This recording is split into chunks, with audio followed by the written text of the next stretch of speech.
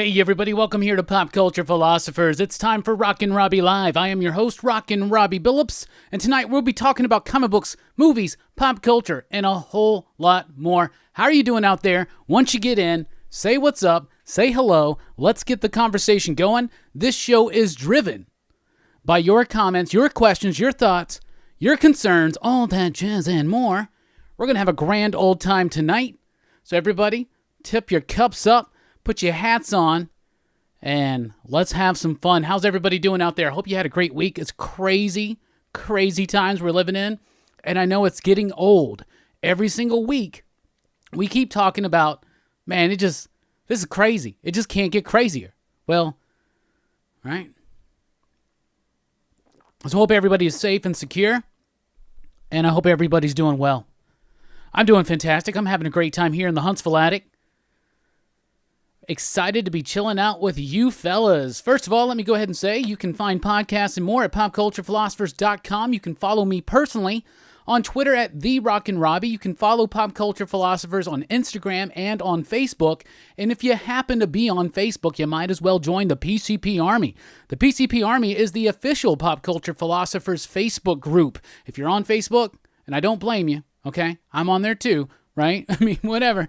But go ahead and join the PCP Army. And if you want to help support the channel, you can do so with Super Chat tonight. You can do so just by watching, liking, sharing, subscribing, hitting that notification bell. And, of course, you can do so at patreon.com/PCP like these fine fellas right here. We have some new names to add to that list next week, and I'm very excited. But for now, let's say thank you to David, Alex, Brian, Nelson, Reggie, Josh, Brian, David, DD Bullseye, Dean Dunlaney, HC, Jason Javi, Kenneth, Monmeet, Michael, Mikey, Peter, Robert, Timo, TJ, William, and a welcome to Lewis and James D. joining us over there at patreon.com/PCP. But enough of all that. We got some exciting announcements to make tonight. One not so exciting announcement as I do not have a Marvel Comics in the 90s prepared for tonight. I know I promised one this week, but it's been a busy week. But, you know, it was well worth it because we had some fun times this week. I was on a stream on the Everything Comics channel on Thursday night. That was super, super fun. It was the Avengers Battle Draft 2020. Came away with the title yet again. That's 2 for 2. Very excited. Yeah. You want to see some excitement, you should see my excitement for Ghost Thrasher. Any artists out there, by the way, I would love to see your take on the character that I created on the spot Thursday night on Everything Comics, Ghost Thrasher. It's Dwayne Night Thrasher. It's the OG Night Thrasher on the skateboard, but with the spirit of vengeance. That's right. And for an added bonus, later on, like halfway through the story, actually maybe more towards, like halfway towards the end of the second act, he gets the Venom symbiote. So you can throw that in there as well if you want. But of course, Ghost Thrasher he doesn't have a bike, doesn't have a car, he's got a skateboard. So I would just love to see a visual representation of that. I'm still waiting on Tom Brevoort to call me. So I hope you guys check that out. If you've never checked out the Everything Comics channel, Bullseye Bob does an excellent job with that channel. He does weekly comic book reviews. He does lots of fun, exciting things, including these battle drafts. And I don't want them to stop. I love them. I would do one every single week. I have so much fun with them. But I think I got to start taking a little bit easier on Will. Will the Beast. Speaking of Will the Beast, here on The Kid, they interviewed Ryan Stegman on Saturday. That was a great interview. I got to check out just a little bit of it while I was working. Definitely got to check it out on the replay. Shannon Meyer was interviewed by Bueller and a little bit by Bullseye Bob. And Bob, by the way, if you're watching this on the replay, I 100% love your overuse of the clip in which Bueller asked Shannon what comic book character he'd like to do, and he said Daredevil. What does Bob think? So there you go. This morning we had a live stream. We had Alex Packnadell all the way from the United Kingdom. He joined us this morning. You can check that video out right now. Check it out on the homepage. If it hasn't fully come up in your feed yet, you can check it out on our homepage listed under Rockin Robbie Live and the comic books tabs. Alex is the writer of Friendo, Arcadia, Incursion, Turncoat, Kino, Doctor Who, so much amazing sci-fi horror work. We learned today that he considers himself mostly a horror writer and not so much a science fiction writer, which kind of took me by surprise. But when I really started thinking about the books that he's written, they're very horrific as well. But it was super fun. Me and Brian got to interview him. That was very, very fun. And of course, we have even more exciting announcements. We'll be talking about our favorite 90s TV shows in the second half of the program tonight. So think about it. Hold on to those answers. We'll be talking about digital comics versus printed comics. Obviously, we know the winner. It's printed comics. But we'll be talking about digital because Marvel and DC have gone digital only with some odd choices. And so we're going to talk about that. Show and tell and all that jazz. We're going to have fun. Let's see who's in here in the chat. Sam Fett, what's up? Sam always tries to be first, but he was beaten by Jesse tonight. What's up, Jesse? Say what? What's up, Green Man? How are you doing? Zen Soundwaves in the house. God Tank, my man. I would love to see your take on Ghost Thrasher. What's up, Nick? Best intro ever? Yes. Well, thank you so much. I barely did anything. I just found a GIF and a free song I could use that was available in the YouTube library. But I have a lot of fun with it. I did add that little Rockin Robbie logo. And when we do the Teen Dog Shades nights, and maybe I have a Teen Dog Shades announcement that's going to be revealed at some point throughout the night, there's a very special version of that. So I hope you like that one too. Chewy Brain is here. That's right. That's my partner in crime today when we interviewed Alex Packnadell. That's Brian. What's up, my man? The Brianiac. Still trying to work that one out. What's up, Fable Mob? How are you doing? What's up, Eddie? What's up, Epoch? Crazy Town. You know, I'm not even bullshitting. There was a moment in my life where I was hardcore into Crazy Town. The Butterfly song, yeah, whatever. But Dark Side, that was my jam for a while there. Jesse, I am drinking a straight to ale Monkey Knot. It's an IPA. It's a local brewery here in Huntsville, Alabama. What is up, Fruity Pebbles? Make America great again. Okay. I should have read that whole thing before I started into it, but yeah, things should shape up in June. June is going to be fire. Well, hopefully not literally on fire. What's up, Dodora? Yeah, Ghost Thrasher. You love soggy Fruity Pebbles? See, Fruity Pebbles, Cocoa Pebbles, that's one of those cereals I got to eat quickly. Like, it needs to sit in there for about only like 20 seconds, and then it's like dig in, and you got to be done by like, I don't know, 3 minutes into it, or I'm done. You know what I'm saying? But I will still get the last soggy bits. But my favorite ones are those ones like kind of when I would say like when about 30 to 40% of the cereal is soggy and the rest of it is still crunchy. So that's what we do. Cover of Thrasher magazine. Keep thrashing. Saw my wife pour the milk before pouring the cereal. That's an odd strategy that never works out for me very well. I do consider myself a cereal head, and I would definitely encourage you to go cereal first. Philistines. What's up, Iron Galactus? How you doing? Sam Fett? All right, this is just for you. Christy, happy birthday. Straight from the Huntsville Attic and Rockin Robbie. Thanks for rocking with us. You keep on going, and stay safe and strong. Happy birthday, Christy. So it's about time for the first six.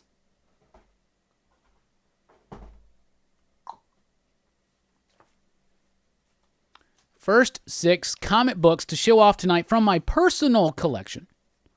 So these are books I actually own, not just something I'm just like, hey, here we go, and then I sell it off. These are in my personal collection. I may have shown some of these before, but we do so many of these live streams. Who cares? What's up, John Peeler? How you doing?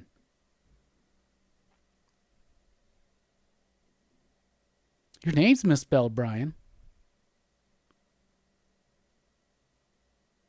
Brian? Is that not correct?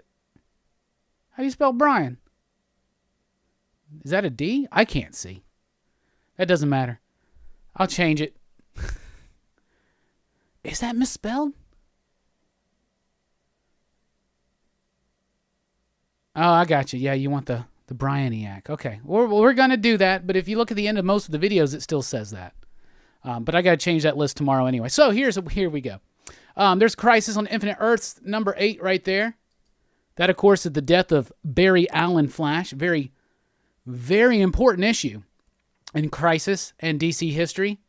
You guys know that I'm a huge Crisis fan. Next up, Contest of Champions #1.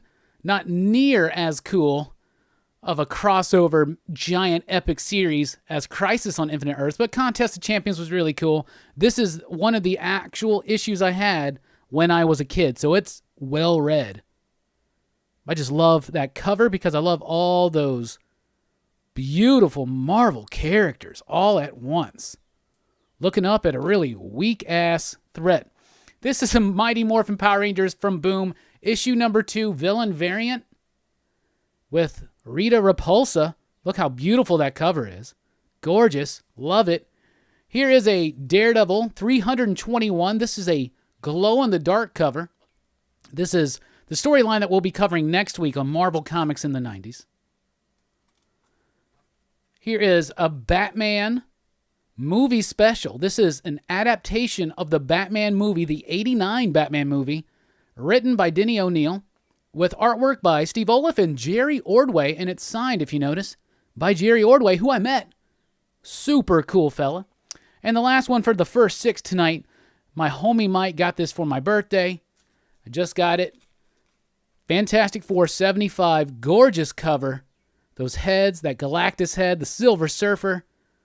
Worlds within worlds. One of my absolute favorite phrases. I love this. Thank you so much, Mike. It's pretty decent shape. Oh, so that's the first 6. So, get your questions in. What do you want to talk about? Let's get going. John says he's pretty baked. Okay. Like a potato. What's taters, precious? So as you guys are throwing in your comments, your questions, getting them in, and I see some coming in right now. I don't know what I was going to do. I do want to make an announcement, though, that you really do need to check out that interview with Alex Packnadell.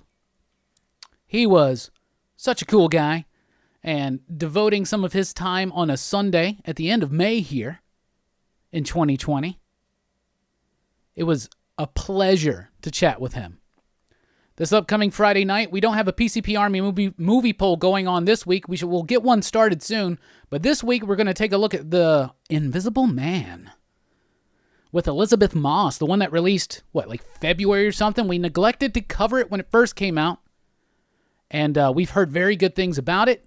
So we're excited to dig in. We're all going to watch this movie this week. We'll be talking about it live on the channel Friday night at 8 p.m. Central Time. So let's look at some of these comments. Fable says, "Hey, Robbie, do you think Mighty Morphin Power Rangers is worth picking up on floppy? Seriously considering it, but it's a little expensive. At this point, because of the priciness of some of the books, including some of the variants, I would be like, just get the trades or try to get the hardcovers. They got these beautiful deluxe edition hardcovers that are just absolutely fire, or as God Tank would say, fira. And I really want to get those. I think Strickland got them. I want to get those, but I do have every single issue. I have multiple covers of every single issue. I'm a huge Power Rangers fan.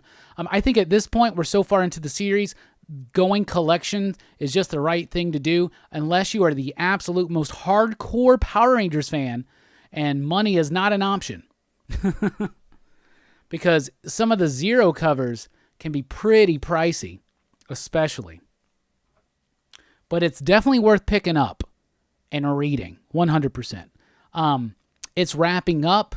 It's going to spawn into a new series, so it's a good time to just kind of get caught up through collected editions and then jump on with the next series, is what I would say.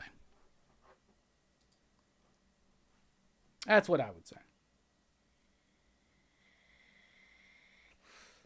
Herminio, what's up, my man? He says, still the best Batman movie. I would argue against that. I don't think it's the best Batman movie. I don't even think it's the best Batman movie done by Tim Burton. In fact, I think Batman Returns is better than the original Batman. However, it's still a piece of my childhood, and it's not a bad movie whatsoever. Absolutely love that film. So, it's one of the best Batman movies. I'll tell you that.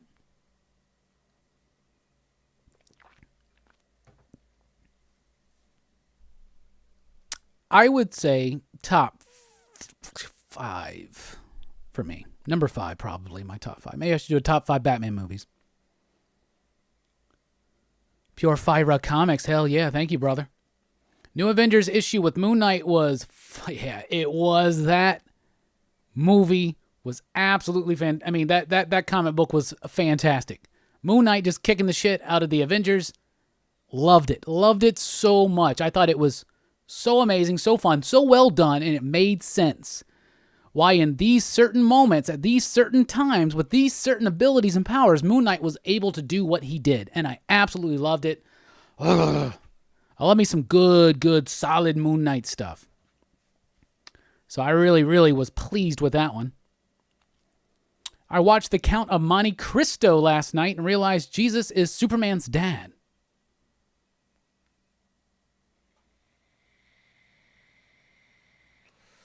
What Count of Monte Cristo? What are we? I don't even understand what the hell's going on, man.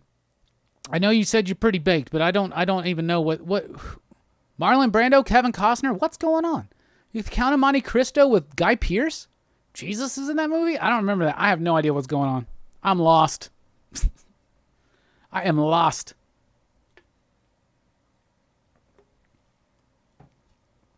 Hey, Robbie, have you read Ice Cream Man? It's some weird shit. I'm about 9 issues in. Yeah, I absolutely adore Ice Cream Man. If it's weird shit, it's probably some shit I'm going to be into.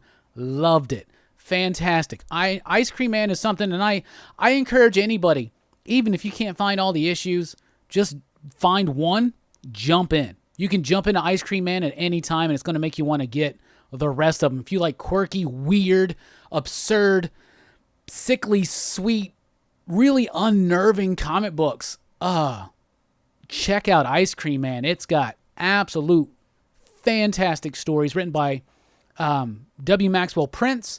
It's got amazing, clean, yet unnerving artwork by Martin Morazzo, and it's got beautiful, exceptional coloring with this sickly sweet palette that works so well for it by Chris O'Halloran, who is one of my favorite colorists in the industry currently.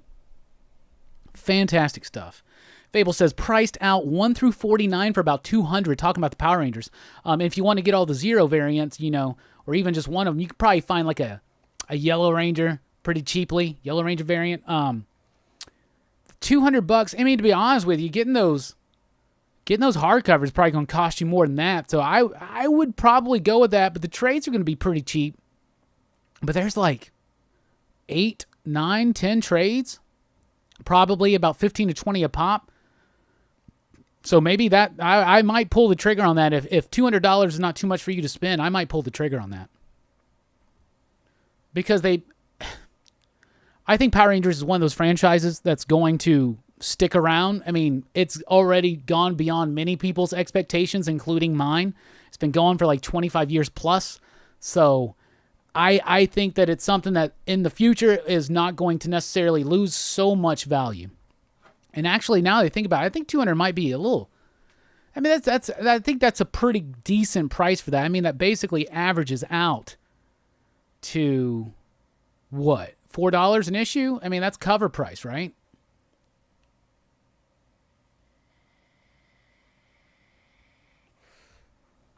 I'd probably recommend that.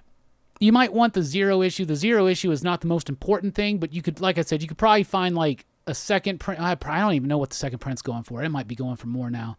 You might be able to find like a Yellow Ranger cover pretty cheaply. But the Zero issues were the ones that initially came out with the, holding the helmets, the ones that are doing foil right now. But the Power Rangers books, especially some of the variants, are some of the best covers out there. And of course, yeah, I get what you're saying, John. Yeah, you're right. What's his name? Jim Caviezel or something? He's in Passion of the Christ. Yes, he is in that movie. He's in that movie. He's in The Astronaut's Wife. He's in Pay It Forward. He's in a bunch of movies from that era. Batman Begins is my guilty pleasure. Guilty pleasure, Epoch? What are you talking about? That's just a pleasure. There's nothing guilty about Batman Begins. Batman Forever is my Batman guilty pleasure. I think Batman Begins, honestly, I think that's the best Batman film, live action. I have to say live action because, man, Mask of the Phantasm is a thing that exists in our reality currently. So, till it gets wiped out in the next Matrix glitch.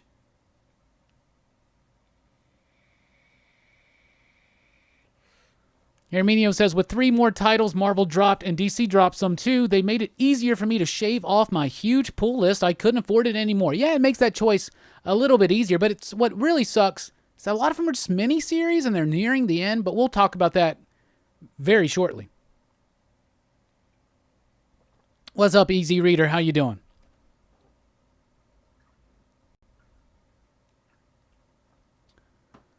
Hey.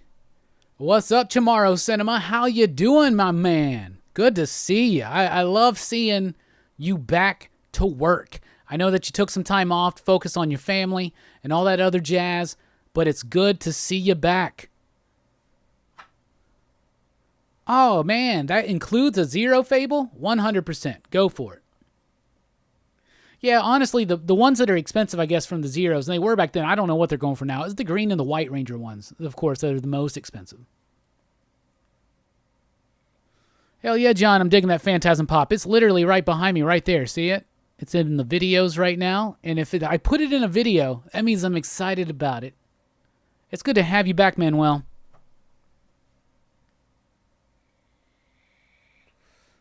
Kirk, what's up? Kirk says, 35 in the stream and only 13 likes.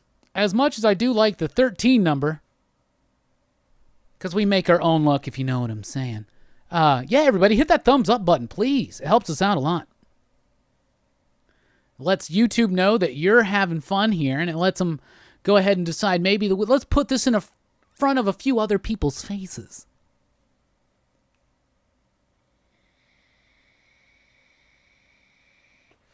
Yeah, Ice Cream Man is absolutely amazing.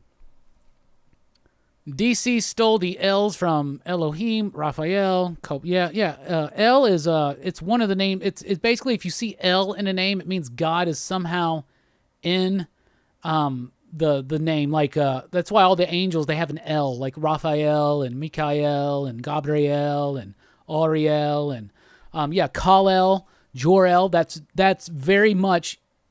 It's very intentional because Schuster and Siegel were Jewish, and the Superman origin story is basically kind of a modern sci-fi superhero version of the Moses origin story. Moses was sent. He was, basically they were. The story goes that they were wiping out all the firstborn Hebrew kids or something like that, and so his mother put him in a basket, and they sailed him down the river, and then he wound up showing up at the palace and then became basically Pharaoh's surrogate son, right? That's that story. And Superman was put in a carriage as well and sent out into the waterways of space. So that's very, very intentional. Very intentional. And if you see EL in a name like Daniel, Daniel's my middle name, and that means like God is my deliverance, or only God can judge me. So it's one of those two. I think it's the only God can judge me. I don't know, something like that. But that's my middle name, and I think it's appropriate.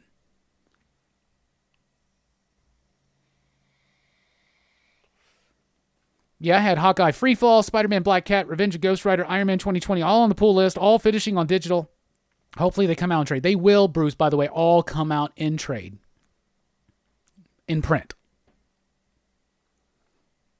I think they're actually rushing those ones out a little bit. Or I don't know if they're rushing, but they're just kind of keeping more in line with the actual original release date, because a lot of stuff's been delayed. Hey, what's up, Brett? Thought I saw the PCP signal in the sky every Sunday night at 7. You see it, don't you? It just pops up out there. Guys, I'm reading this really good book right now. It's by John A. Keel. It's called Operation Trojan Horse. If you're into ufology and all that kind of stuff, I highly encourage you to read it, because we'll probably be talking about it on the next Teen Dog Shades night, which will probably happen. Well, let me just say the next solo Teen Dog Shades night will probably happen after I read that book, but I got an announcement to make later.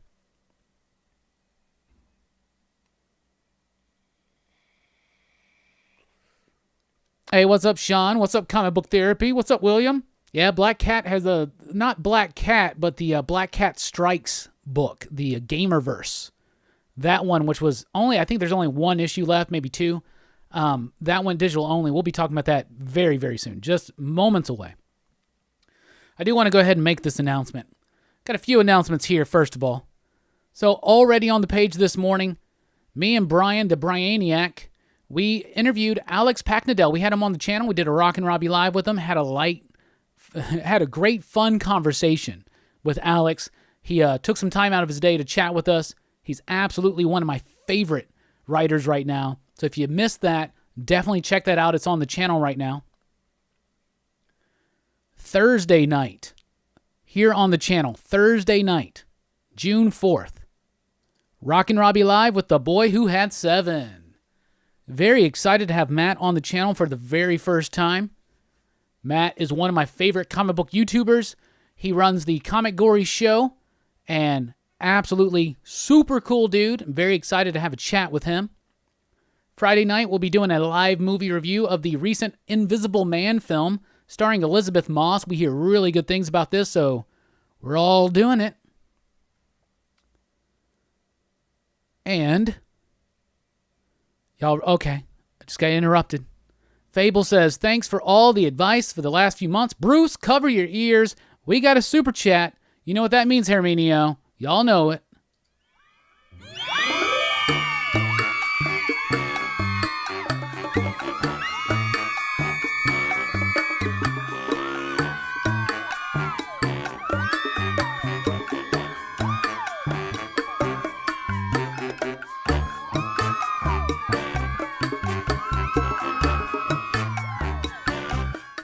Thank you so much, Fable. I really do appreciate that. I know Herminio does.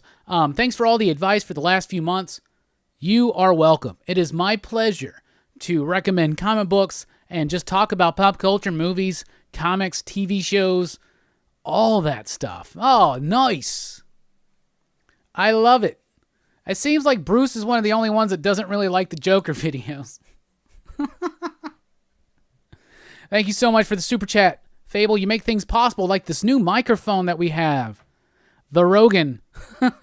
We call this, the official name of this, by the way, is the HC Rogan. The HC Rogan RB. That's just our name. Yeah, it's over, Bruce. You're good. You can earmuffs, right?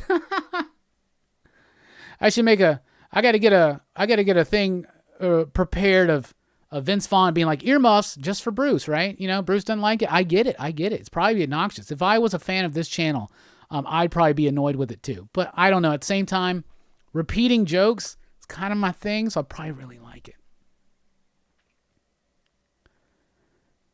So far, The Invisible Man is the only film eligible for Best Picture Oscar.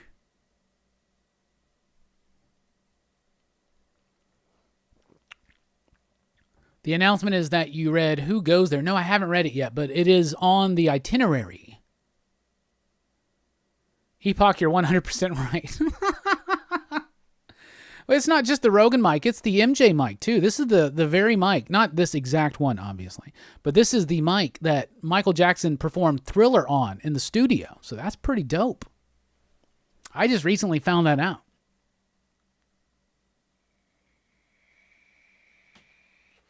Every time I'm on a stream with some other YouTubers, they always comment on the mic, so apparently it sounds good. I hope so.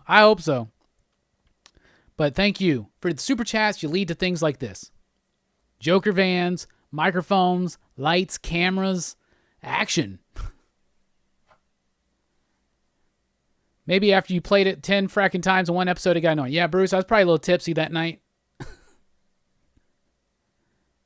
It happens.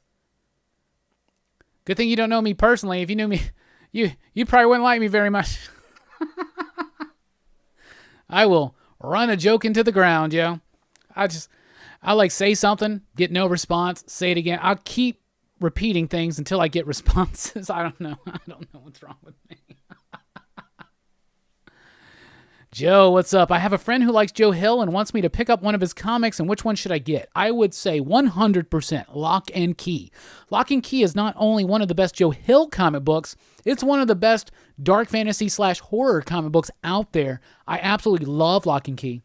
There are these beautiful hardcover editions. You can get the complete series basically in 3 volumes. Those are amazing. Or you can just get the trades. That stuff is amazing.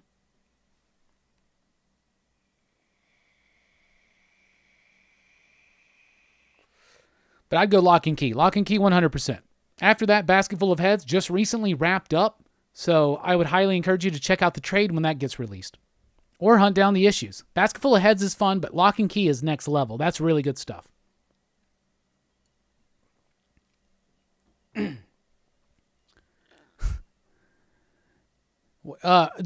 Comic book therapy, I'm drinking Monkey Knot. It's an IPA from Straight to Ale.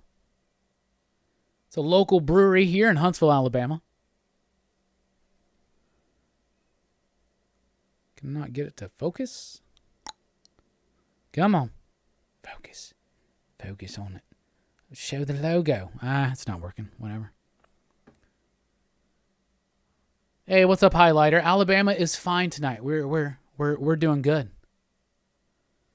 Lola Woods is a great book. Not a Joe Hill written comic book, but it is part of the Hill House comic book line. Whoa, Matthew King with a super chat. Thank you so much, my homie. Mic check 1 2. Mic check 1 2. Bruce, earmuffs. It's coming in 5, 4, 3, 2.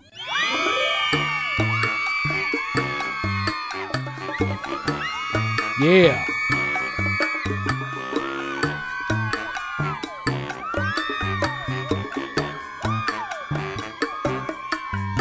Yeah.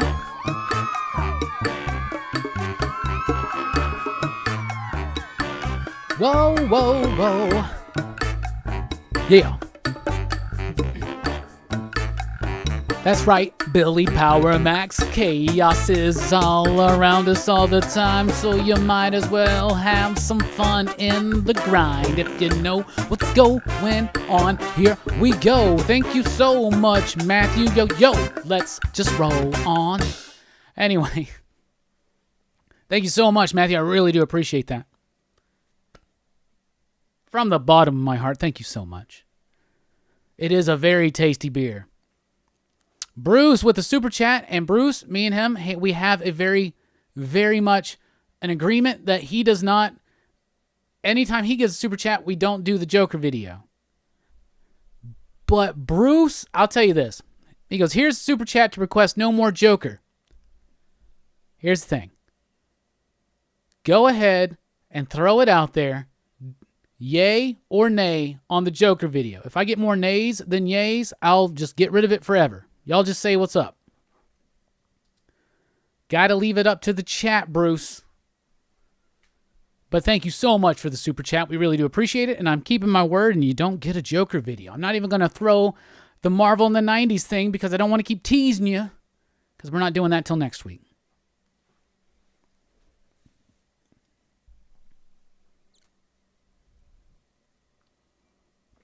Heck yeah. I was about to get into an announcement. In particular, we were talking about Teen Dog Shades. So, I am very excited about this. On June 11th, it's a Thursday night. June 11th, Thursday night, 8 p.m. Central Time. Or maybe it's 7. I got to look at the... Anyway, Thursday night, June 11th. We're having a Teen Dog Shades night. With Bueller. Oh, yeah.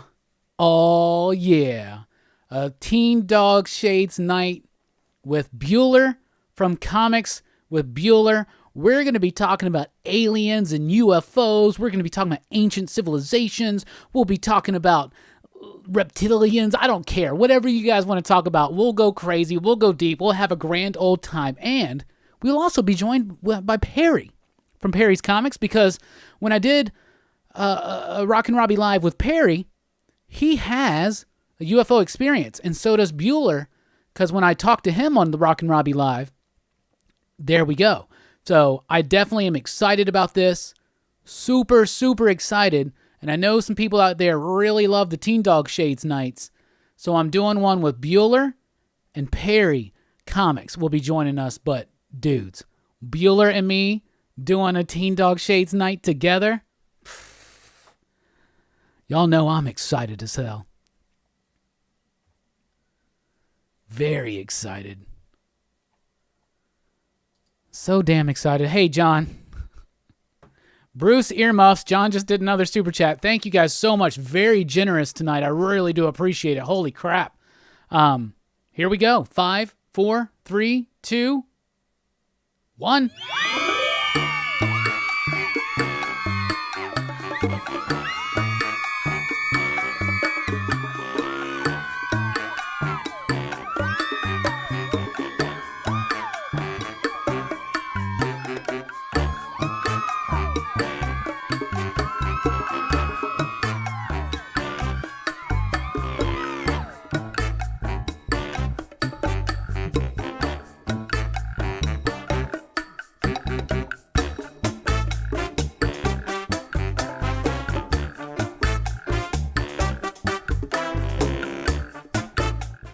You know, I'm just going to say this.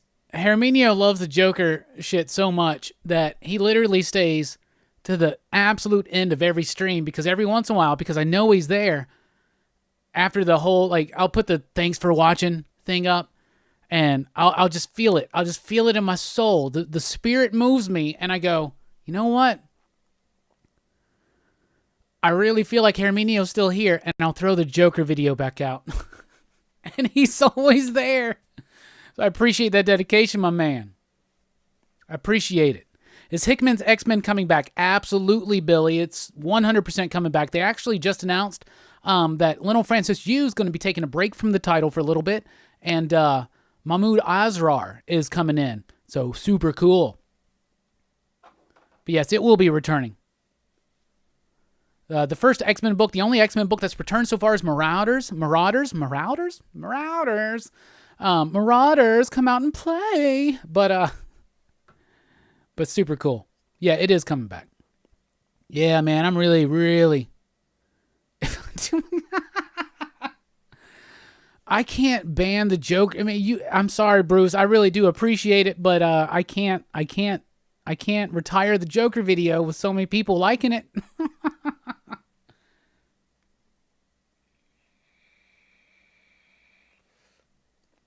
Does Team Dog Shades Night mean that you're just high as fuck?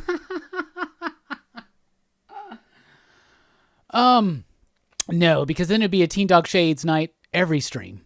Teen Dog Shades Night's just when I'm more open to discuss other things, not just about comic books, movies, and pop culture. I'll be, it's when I, yeah, thank you, highlighter. That's, yeah, right, exactly. Wow. Teen Dog Shades Nights are just when I am more open to talk about things like that. UFOs, anything paranormal, chaos magic, ceremonial magic, things like that.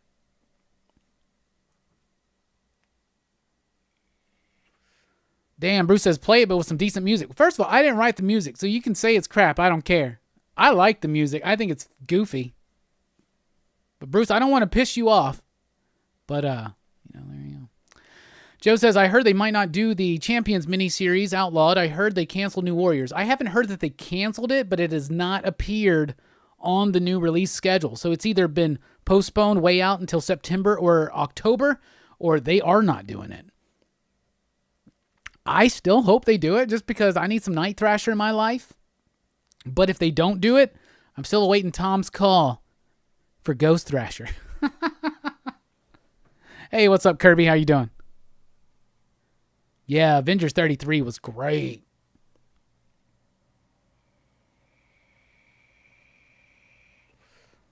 Fable says, because I got burned with so many Marvel cancelizations, I'm dropping a few titles. I've been going more indie anyway since PCP. I can dig that. 100%. Venom 25 was amazing. Yes, really, really good. Really, really good. So let's go ahead and talk about it. There have been a lot of cancelizations here lately.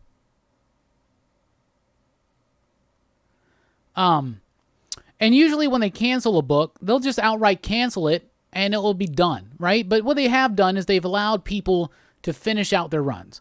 And they usually just let it go. But because of the shutdown situation, you got to remember, Marvel, DC, and the other publishers, they're not getting They're full money from Diamond right now. Diamond is slowly catching back up on their payments, and it's going to be a process it's going to take throughout most of the rest of the year. So what has happened because of there was basically a 1 month delay on DC Comics. There was a 2-month delay on most other comics, including Marvel. So as a cost-cutting measure, some of their lower-selling miniseries at Marvel and some of the lower-selling series at DC have been dropped, and they go digital only. Let's talk about that real quick. There's a bunch of them. Just recently announced, first of all, Supergirl and Terrifics. Don't have an image up here right now, but Supergirl and Terrifics are wrapping up their runs only digital. It just recently announced House of Whispers, Spider-Man, Black Cat Strikes, the Gamerverse, Star, Valkyrie, the Jane Foster book, Scream, Curse of Carnage, Revenge of Ghost Rider, which only has 1 more issue, Ravencroft, Hawkeye Freefall, Ghost Spider, Avengers of the Wasteland, Ant-Man, and Ironheart 2020, a 2-issue series, all going to digital only. So if we want to talk about digital versus physical, there's no doubt in my mind. I prefer physical comic books. I like holding a comic book in my hand. I like collecting comics. I like reselling comics I don't want to keep on anymore. I like throwing them into PCP mystery boxes, which are available over at the PCP Patreon page, and we're about to actually lower the cost on those. But I prefer print physical copies. I understand trimming some of the fat, especially during these times, but I think it's kind of, let's just throw it all out there. I think it's really shitty to only have 1 or 2 issues left of a miniseries and decide, we'll just go digital only. What the hell? Are you kidding me? Are you kidding me? People that have been collecting Revenge of Ghost Rider. There are people out there that are such fans of Cosmic Ghost Rider that they're going to pick up every single one. Every book that he's in. Guardians of the Galaxy, the Donny Cates stuff, the Thanos stuff, all that, right? Now you don't have this 1 issue? Are you freaking kidding me? That would piss me off. I am fortunate. Some of these books I'm reading, none of these books I'm actually collecting. I think it's kind of bummy. They also announced that they're canceling Lucifer, but instead of releasing the last arc digitally, they're actually just going to put that out as a graphic novel. I think that's better. That's something that DC was able to do with Lucifer as opposed to some of the other books, especially the Marvel ones. I understand why they're doing it, but I think it's really shitty. If there's only 1 or 2 issues left of these things, holy cow. You know what the orders are. You know what the sell-through is. Just go ahead and put them out. Make them part of your schedule. Imagine someone who, and I haven't met anybody who is like this, but imagine someone who is the absolute most hardcore fan of what they're doing with Iron Man 2020 right now, and they want every single damn one. And they're still printing the Wolverine one with Albert, but they're not printing the Ironheart one. And to be honest with you, that's the one I was the most excited about because it was written by Danny Lore and Vita Ayala, and I think they do amazing work, and I was very excited for that. Marvel also canceled a lot of their variants. So the entire Morbius variant line, they were going to do a living vampire variant. They canceled that. They'll probably resolicit those and save those for when the movie actually comes out in 2021 because, a lot of movies as well as comic books have been delayed because of the shutdowns associated with the global pandemic going on and a lot of other stuff. But man, I think it's pretty shitty to do that to collectors. I get that. I get some flack sometimes for some people because I don't mind digital comics. I really don't. I don't mind digital comics. But I think this is kind of a shitty thing to do. So there you go. I have no problem with digital comics. I prefer printed physical comics, but digital comics are a great way to get advanced review copies, to just read a big chunk of a story, things like that. So I love Ayala's work, and they are absolutely a fantastic person. I've met them, and they're fantastic. Vita's absolutely amazing to me.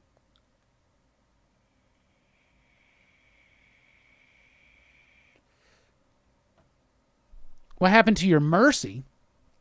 You mean like, are you referencing that I didn't review Mercy number 2? I just didn't really like it that much. Let's get physical. Has Marvel or DC said anything about the negative feedback about the digital format? I haven't heard anything from them. But to be honest with you, I don't think they would care, because this is them trimming the fat. This is them cutting out books that are not really selling, right? So to them, it's a cost-cutting measure. And to be honest with you, and I hate to say this, but I think Marvel and DC could give two shits about the people that are pissy about this, because it's not like they did this with Batman. It's not like they did this with I don't know, Venom. You know what I'm saying? So, or Thor. So, yeah.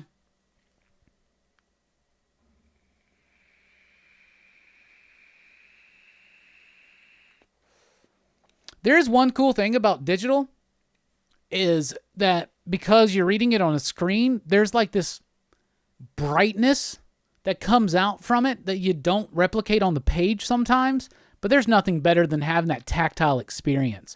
And like I said on the last weekly comic book review, nothing smells better than comic books, especially Vault Comics. And someone mentioned Boom Comics, and 100%, yeah. There will be a physical copy of Cable number 2.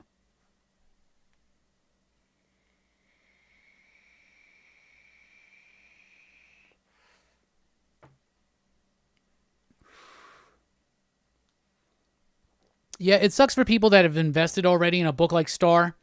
Comic Book Therapy was really hype on that, apparently. Really enjoying it. And it just sucks for people that were enjoying these books. They're not going to get it.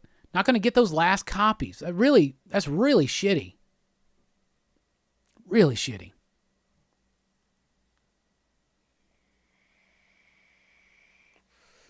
There's nothing better than the smell of new comics in the morning, right? Also, Marvel's schedule of singles every other week sucks. It does suck, but I understand why they're doing that. Some shops still are not open right now, right?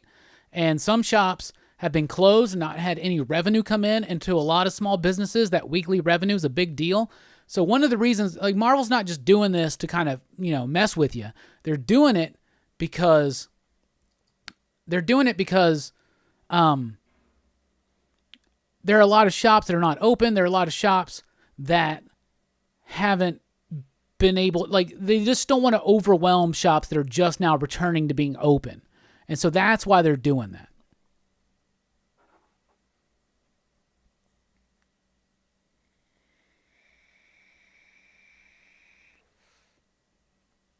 Digital is great for reading comics that are too expensive or out of reach. That's a great one too.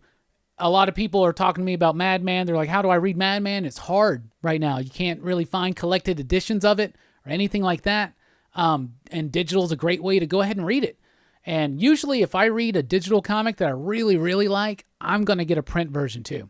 And there are some things that are digital only from the beginning. Some Comixology originals that are really good. Like Youth right now is one of my favorite comics, and it's only available digitally. And that's really cool.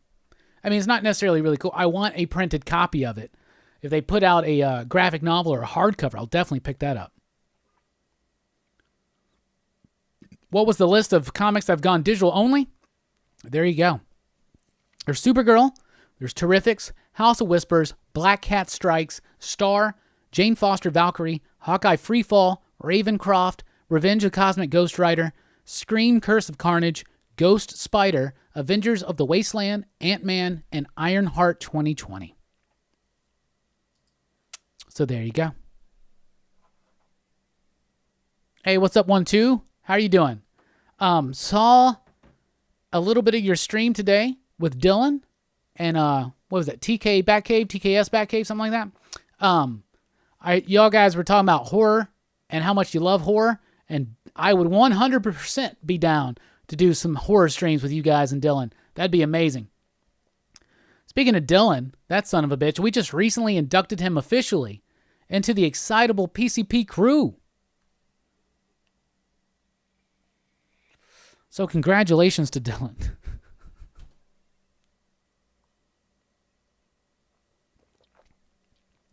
Then why release Venom 25? Well, here's the thing. They released Venom 25, but they only released 5 other books. You see what I'm saying? They don't want... Shops have to pay every single week thousands of dollars to replenish their new this week stuff, to get that in. Not to replenish it, but to get it in initially. And they're just trying to like slow roll it. It's only going to last 1 month. So it's basically just June that you got to deal with this in. And actually by the last Wednesday of June, they're back to normal. Cool. I'm excited to check that out, 1-2.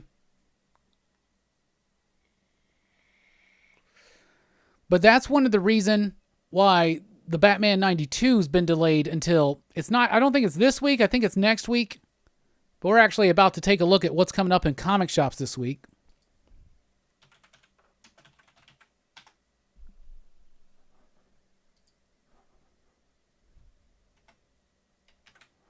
So there you go.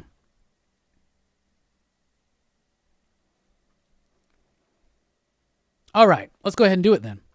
What's coming out in comic shops this week? Let's take a look. Let's start with Image Comics. They've got Copra, number 6, coming out this week. It's a new story arc. They got Nailbiter Returns, number 1, Josh Williamson horror comic book. I haven't really been reading it that much, but I hear great things about it.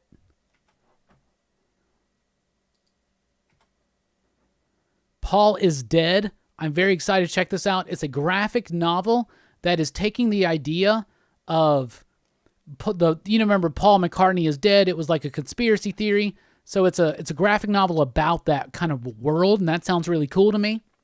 It's got amazing artwork in it if you look at some of the preview images. Postal Deliverance, number 8, Reaver, number 8, and the Ride Burning Desire trade paperback. From Dark Horse, Critical Role Vox Machina Origin Series 2, number 6, the final issue of that, makes its way this week. Everything comes out in trade paperback, volume 1. That's a really cool book. So is Strayed. Excuse me. That was a really cool book. Fight Club 3, the hardcover comes out. We'll soon be home again. I'm hearing some rumblings about this. The testimonies of 6 real survivors of the Holocaust are portrayed in comics, illustrating the persecutions in the ghetto, the dehumanization in the concentration camps, and the industrial-scale mass murder taking place in the extermination camps. I hear really good things about that stuff. From IDW, we've got G.I. Joe, Real American Hero, number 271, Ragnarok, The Breaking of Helheim, number 5, Star Trek Year 5, number 11. Look at that beautiful cover right there. That's gorgeous. Gorgeous, gorgeous. We'll skip over the big 2 real quick. From Dynamite, we only have Boys, Dear Becky. So if you're a Boys fan, they're returning. So check that out. It's written by Garth Ennis. Nancy Drew and the Hardy Boys, The Death of Nancy Drew, number 1. That's from Dynamite. From Boom Studios, we've got Buffy, Every Generation, number 1. That's a one-shot comic book. Very excited. And we got Red Mother, number 5, with some amazing covers. Plus, look, a trade paperback of Red Mother in case you missed out on volume 1. Red Mother's a fantastic book, and I love it. Let's look at some of the other series out. Backtrack number 3. That's a great series from Oni Press where these people get kidnapped and forced to do a race, a car race through time. Lots of fun with that. Finger Guns number 2 from Vault Comics.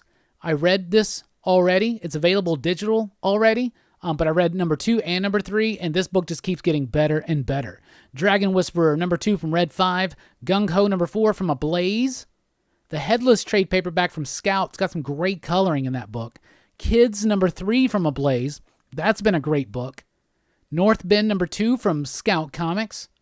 We actually got some advanced reviews for Scout Comics coming up on the channel soon. Robin Hood Vigilante number 6. Sabrina Something Wicked number 1. I've read this already because it released digital on like April 1st or something, and it was really solid. It's basically Kelly Thompson continuing her Sabrina run, and I really liked it. And Wretches number 5. Let's go to the big 2. You can find all this information at Previews World. It's updated now. From DC Comics, they're getting more into the swing of things. We got Action Comics 1022. And look, apparently the variant's the same cover. What? It's a Perillo variant, so definitely you want to check that one out. Aquaman number 59, the A cover is finally going to drop. Batman Superman number 9. Oh, that's a beautiful variant right there. Catwoman number 22. The Birds of Prey, which was originally going to be a Birds of Prey series. Then it was going to be a Birds of Prey DC Black Label series. Then it was going to be, now it's just a one-shot. What? Just a one-shot. But it's out. The Catwoman 80th Anniversary 100-page Super Spectacular Special is out with a myriad of covers. I think I'm either going to get the Art Germ 80s or the Del Auto 90s cover. I'm probably going to get that 90s cover. That's fire. I also really like the main cover by Joelle Jones. Let's see. Detective Comics 1022 with a great Lee Bermejo Two-Face cover for the variant. Far Sector returns with issue number 6. John Constantine Hellblazer number 6. Shazam number 12, which, as we talked about in the weekly pop culture wrap-up, is not the finale of Jeff Johns' run. It's a story that's just kind of fit in the middle of it. It's by Jeff Loveness, which is cool, but you got to wait till issue 13 to get that double-sized finale of the Jeff Johns run. Wonder Woman 756 is out this week. The Last God's source book number 1. And for Marvel, no new actual floppy comic books, just some graphic novels. You got Amazing Mary Jane Volume 1. You got an omnibus edition of Astonishing X-Men by Whedon. I expect to see a lot of posts about that in the Jim Mint group, Geminites on Facebook. Ghost Rider Volume 1, the recent series. Mephisto, which they're going to be collecting up some key Mephisto books. You got X-Men by Jonathan Hickman, Volume 1, Spider-Man and Venom, Double Trouble, the graphic novel, and the Sensational She-Hulk by John Byrne Omnibus. So that's really cool. I might actually have to get this one. I might actually have to get that one. So there you go. That's what's coming out in comic shops this week. Close all that out. So there you go. Damn, dropping shit everywhere.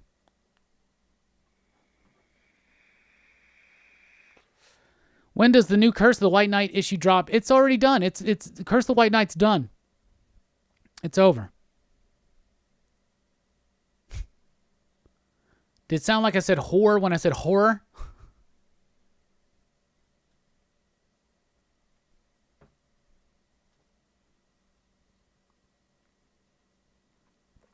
Yeah, Unstoppable. That's a really good thing to say. Is Dark Horse has some of their omnibuses and trades available for free on digital.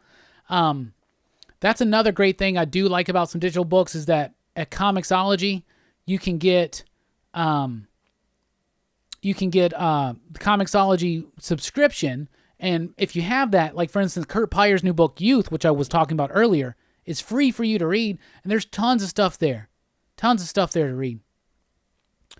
Hey, Robbie, any thoughts on Bleed Them Dry? Not yet, but I have the first 2 issues in my inbox, and I'm very excited. Expect an advance review for that this week. But I'm very excited. Elliot Rahal doing vampires and ninjas? Come on, man.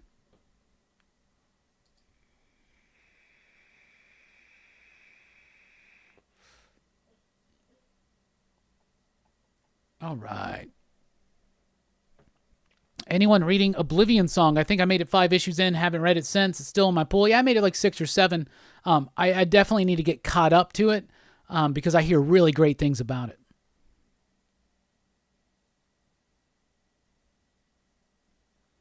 Oh, man, you actually got an Aquaman 59 cover A. Good for you. They weren't allowed to sell that. That means they got it from UCS, which is Midtown.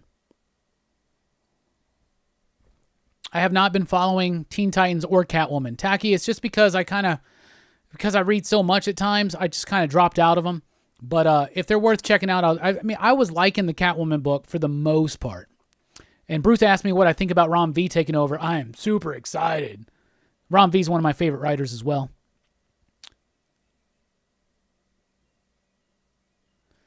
Red Rick, I get what you're saying. Taking the collectability out of comics really cuts the heart out of the hobby, and it's the most egregious effect of going digital. I get that, and that really sucks for people that were following that book. That's what we were saying. It's kind of a shitty move to do that.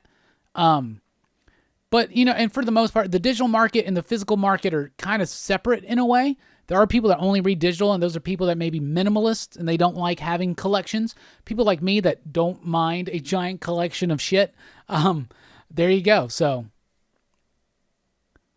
but yeah, I think it's pretty crappy to do that with with miniseries that are just 1 or 2 issues from wrapping up. Ugh. And imagine a Cosmic Ghost Rider completist. Somebody now is like, I'm going to get every single comic book that's got Cosmic Ghost Rider in it. You're never going to have that number 5 of Revenge, are you? Never. Yeah, Unstoppable. I'm ready for Punchline too. In fact, I think one thing that benefited DC was the hype for Punchline has not died. It seems like it's only gotten more intense. And now there's rumors that she's going to kill Harley Quinn because Harley Quinn's being canceled at issue number 75. So there we go. We'll see. Joe says, I still watch Agents of S.H.I.E.L.D., but it keeps getting weirder and weirder. Wow, maybe I should get into it then. It wasn't weird enough for me. Will the She-Hulk Omnibus have the sensational She-Hulk graphic novel by Byrne? William, I do not know that. I'd have to look at that a little bit more in depth. It's $125. It seems like a good omnibus to get. I might have to jump on that. Yeah, I've been hit with the omnibus bug. I got the DC 1 million one. I did the spine stretch like Jim told me to do. And, yeah, I'm pretty happy with it. Now I got the Commandy ready. The Commandy by Jack Kirby's up next. I'm going to get that omnibus, and I might have to get the She-Hulk one because I don't necessarily want to get every single... I love John Byrne. I have John Byrne's entire Namor run. I've got his entire Fantastic Four run. I've got his entire run on Superman and Action Comics. I love Next Men. I love even some of the dumb shit that he's done. I just love John Byrne. He was literally the first artist that I knew the name of when I was a kid. He was the first comic book creator that I was like, John Byrne. If his name's on a book, I like it. So I might have to check that out because I don't want to dedicate half of a long box or a short box to John Byrne She-Hulk books. So I might just have to get that omnibus. Yeah, Chewy Brain, you got to stretch that spine. When you get an omnibus, a lot of people will just dig right into it, and it will cause the glue to come undone or the binding will get messed up. So for the most part, what people do, and Jim Mint has an excellent video about it, and so do other people. But you got to kind of work it out. Does that make sense? Oh, Bruce, I don't need to go to in-stock trades. I'm a comic book retailer. Come on, man. I ain't got to do that.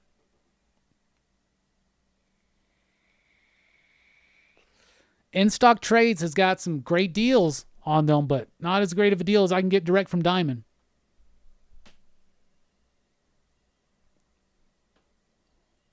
Do you think the Batman 92 variant cover will cost more? Here's the thing, Lewis. Everybody's going to want that Batman 92 variant because it's an art germ cover, and it's actually a really good cover. Everybody's going to want that one. So the demand's for that one, which means that not as many people are going to be picking up that cover A. So if Punchline winds up having legs on her and goes 5 to 10 years in this industry and maintains popularity as a character, the cover A might be more hard to get because more people will have that cover B. So if you're specking on it, I'd recommend getting both.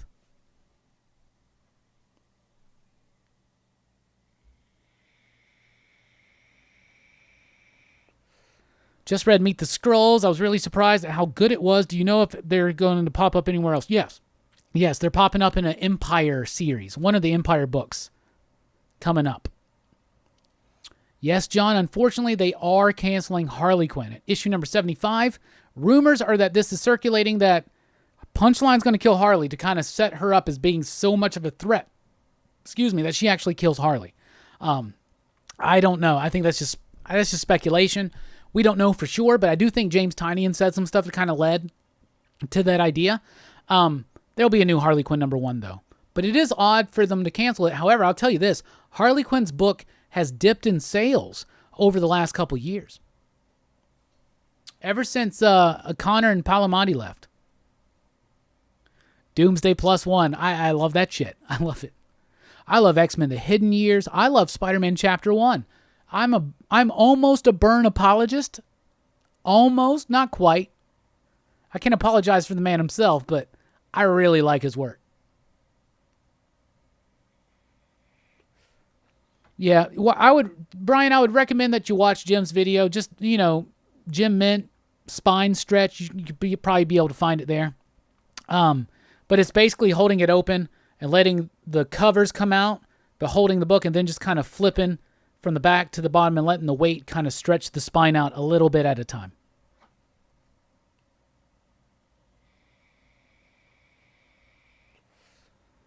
Add both to my box. I don't know what comic books you're talking about, but even if I did, now's a bad time to get me to add something to your pull list. Send it to the Robbie Deep Facebook page. That's your most guaranteed way to get my attention, because I only check that when I go to work. And so I go to work, if I open up my Robbie Deep Facebook page, I see a message saying add these books, and I'll do it right there and then. Ask Brian. It works about 75% of the time that way. But if you do it in any other way, it works almost like 10. It only works like 5% of the time.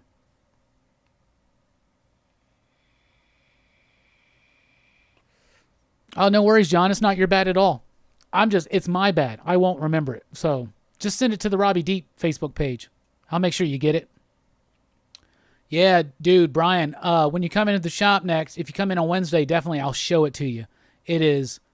I'm very excited. I'm very excited because even if they did trade paperbacks of it, which they haven't yet, and DC's reprinting a lot of the Kirby stuff in trade. I've got everything that's come out so far. Yeah, Noel for president. I'd vote for Noel over the two choices we got. So they did New Gods. They've done Jimmy Olsen. They've done, talking about the Jack Kirby stuff, they did The Demon. They did Mr. Miracle. They did Challengers of the Unknown. And now they got a Forever People one coming out. And Commandy, it would be like multiple trade paperbacks. So I was like, you know what? I'm just going to go ahead and get the omnibus, because I think I think it's cool.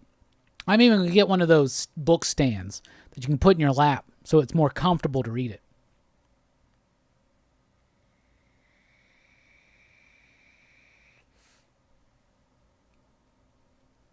I'm tired of the Null is coming repetition. It's kind of like Game of Thrones. Winter's coming for 8 years ahead of time. When is the Null event? Next year? Just 12 months and Null is coming to go. Yeah, I think it's next year. Robbie, I hit you up on the Facebook PCP Messenger. Is your Robbie page better? For comics? If you're looking for comics from my shop, the Robbie Deep Facebook page is the best. If you just want to get in touch with me, send in a message either through our email, which you can get on the popculturephilosophers.com page. There's a contact button or something. You can send a message there. You can send a message directly through IG or through Facebook. I've never read any of the John Byrne Star Trek series, but I have quite a few of them, and I'm going to be getting into them. Using a cookbook holder to read the omnibuses. There you go. It's a good idea.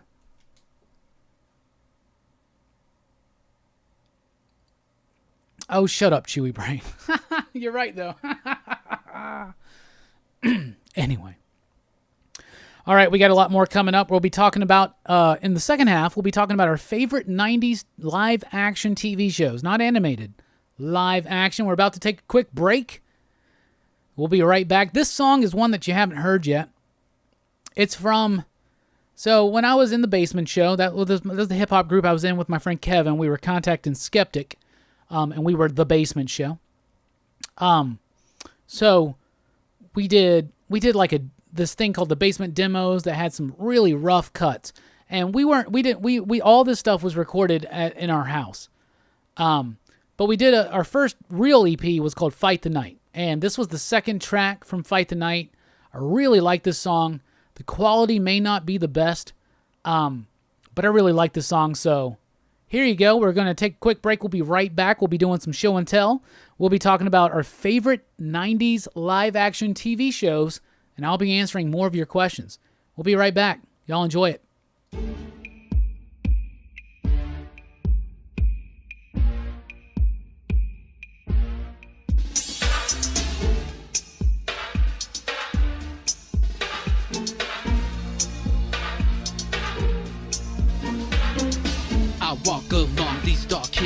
Surprised how fast this heart chills. I can't tell if this part's real. Just know how rough this spark feels. I'm looking for those far fields. He tells me it's a hard yield.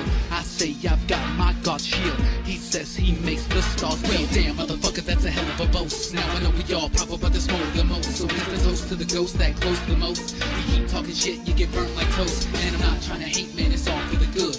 Trying to live a lesson and it's all for the hood. Need to calm down and I wish that you would. Gotta get to get and I know that you could. So let me take you downtown. Bass makes a pound sound, but he wants to clown around. Faces on the ground now, tasting his foul mouth. Thinks he's a hellhound, tries to give a loud howl, but he doesn't know how. That's how you fucking bitch. He thinks he understands me. He sees right through me. He says he must not understand. This glass will break his fucking head.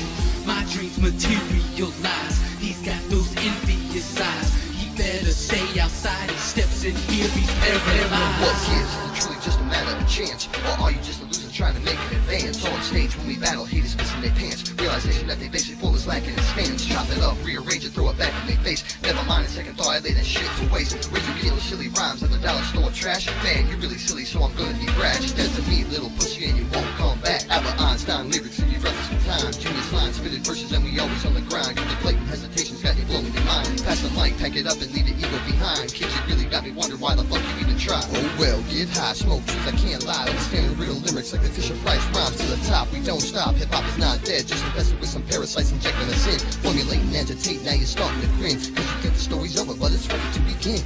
But it's ready to begin. It's ready to begin. He thinks he understands me.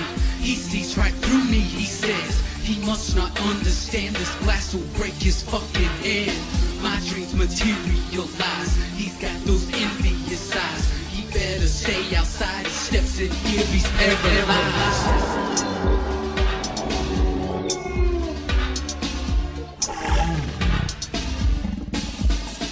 He's paralyzed as a mental state. You had your chance to rehabilitate. Now why you spying at my golden plate? Go back to your cave and hibernate. You ain't that dope cause you hesitate. And as for me, ain't got the time to waste. These worlds collide, reform and reshape. Now you're left standing lukewarm and irate.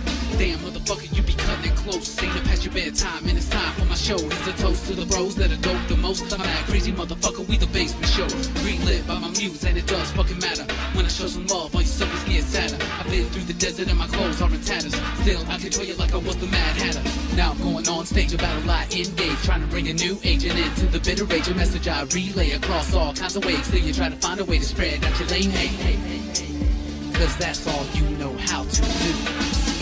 He thinks he understands me.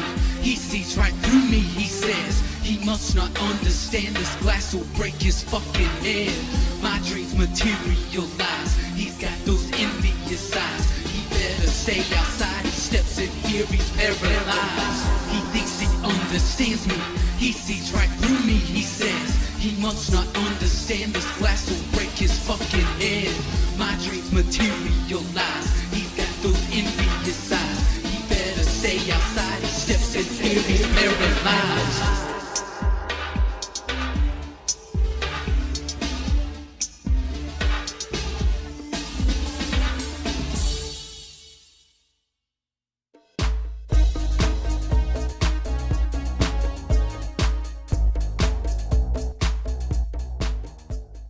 Hey everybody, welcome back here to Pop Culture Philosophers and Rockin Robbie Live. That's our Sunday night live stream where I like to chat with all you fine people out there about comic books, movies, pop culture, and a whole lot more.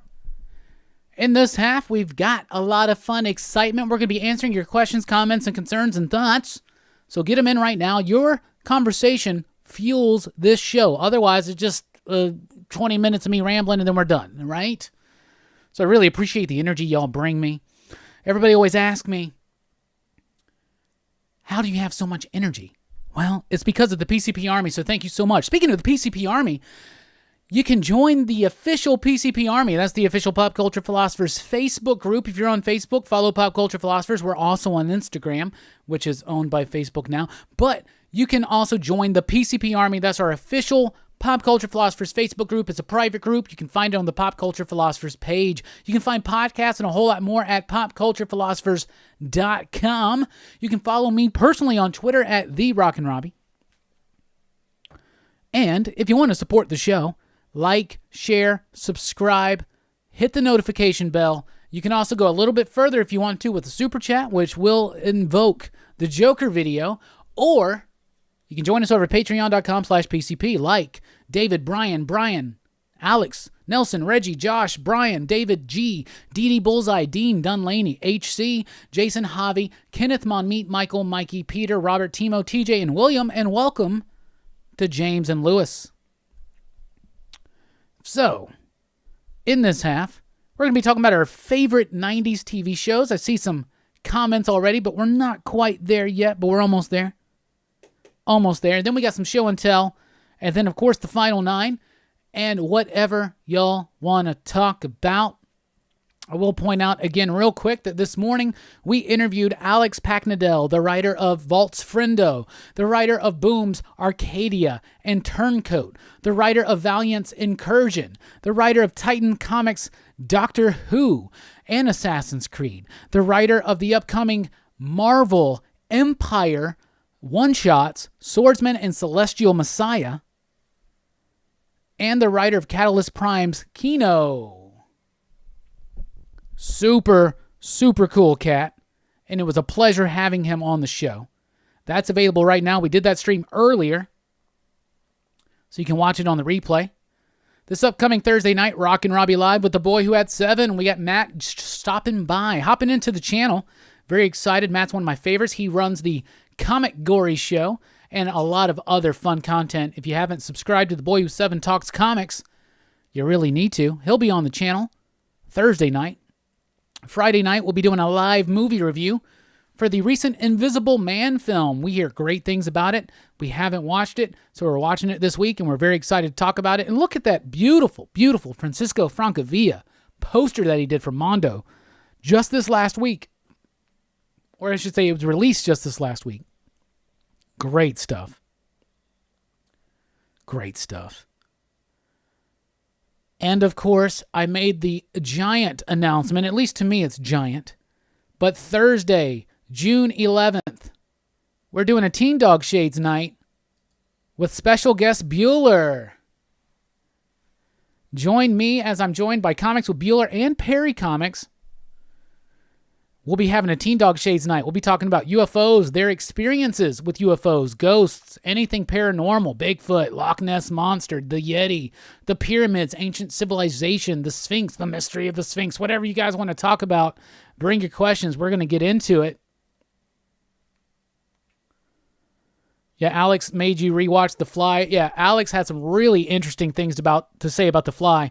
He said things about the thematic material of the movie The Fly, the David Cronenberg film, that I have never thought about. So I would highly encourage you to check out that interview.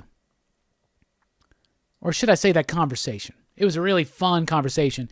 And after we were done doing live, we chatted with him for like 45 minutes or so. It was so much fun. Alex is one of my homies in the industry, and I love him, and I really appreciate him joining us today. And we've got more comic book creator interviews coming up. We got the next one scheduled already. I'm just going to say June 17th. We'll make the announcement soon. But this time we got an artist joining us, and me and Brian could not be more excited. How do you top Alex Packnadel? Well, you don't, but you just get somebody equally as awesome. And we got a lot of coolness lined up here for Rockin Robbie Live. Basically, 2 types of Rockin Robbie Lives. This one, the solo Rockin Robbie Live, where I'm chilling with you guys. And then, of course, whenever you see this thing with the rainbow colors, and that's when it's just me in a conversation with somebody else, like we did with Alex. Like we're doing Thursday night with the boy who had 7, so I hope to see you all Thursday night. We're going to have fun. Hey! Dodora, 73, has just brought in. He's invoked it. He did the right stuff. He put all the right materials around him. He said the right words. Y'all ready? Bruce? Earmuffs.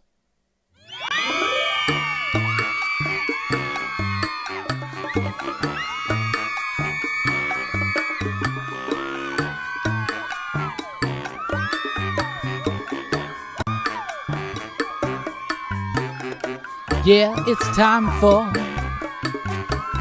the Joker video. Throw them Joker cards out, Herminio. You know what's going on. That's the way that we play it all the time with the Joker van and this microphone. You know we got a super chat, and it makes us so damn thankful that you get something off the dome.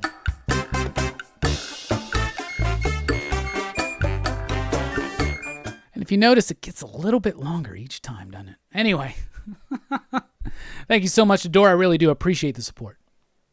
The Fly is masterful, but I am telling you, you got to check out that interview, because he said something about the theme of that somebody else had told him that makes me see that movie in such a new light. It really blew me away. I was taken aback. Brian, I hope you're still here. I was taken aback because I had this whole thing. I was like, I view these 3 books as 3 of my favorite science fiction graphic novels of the last 5 years. And he's like, I'm not a science fiction writer. I'm a horror writer. And I'm like, what? So the song is, I don't know how long, it's pretty long, I think. But I was like, but when I really started thinking about it, these are horror books as well. But they're science fiction as well. They're science fiction horror. They're sci-fi horror. But Friendo in particular is kind of horrific, I would say for sure. But they definitely lean heavy into science fiction. I'm not trying to argue with Alex, so I didn't, but, whatever. He can consider whatever his work, whatever he wants, this is what it is. Anyway, how are y'all doing? No Marvel in the 90s, I know. But yeah, Herminio, this is just for you because I love this thing.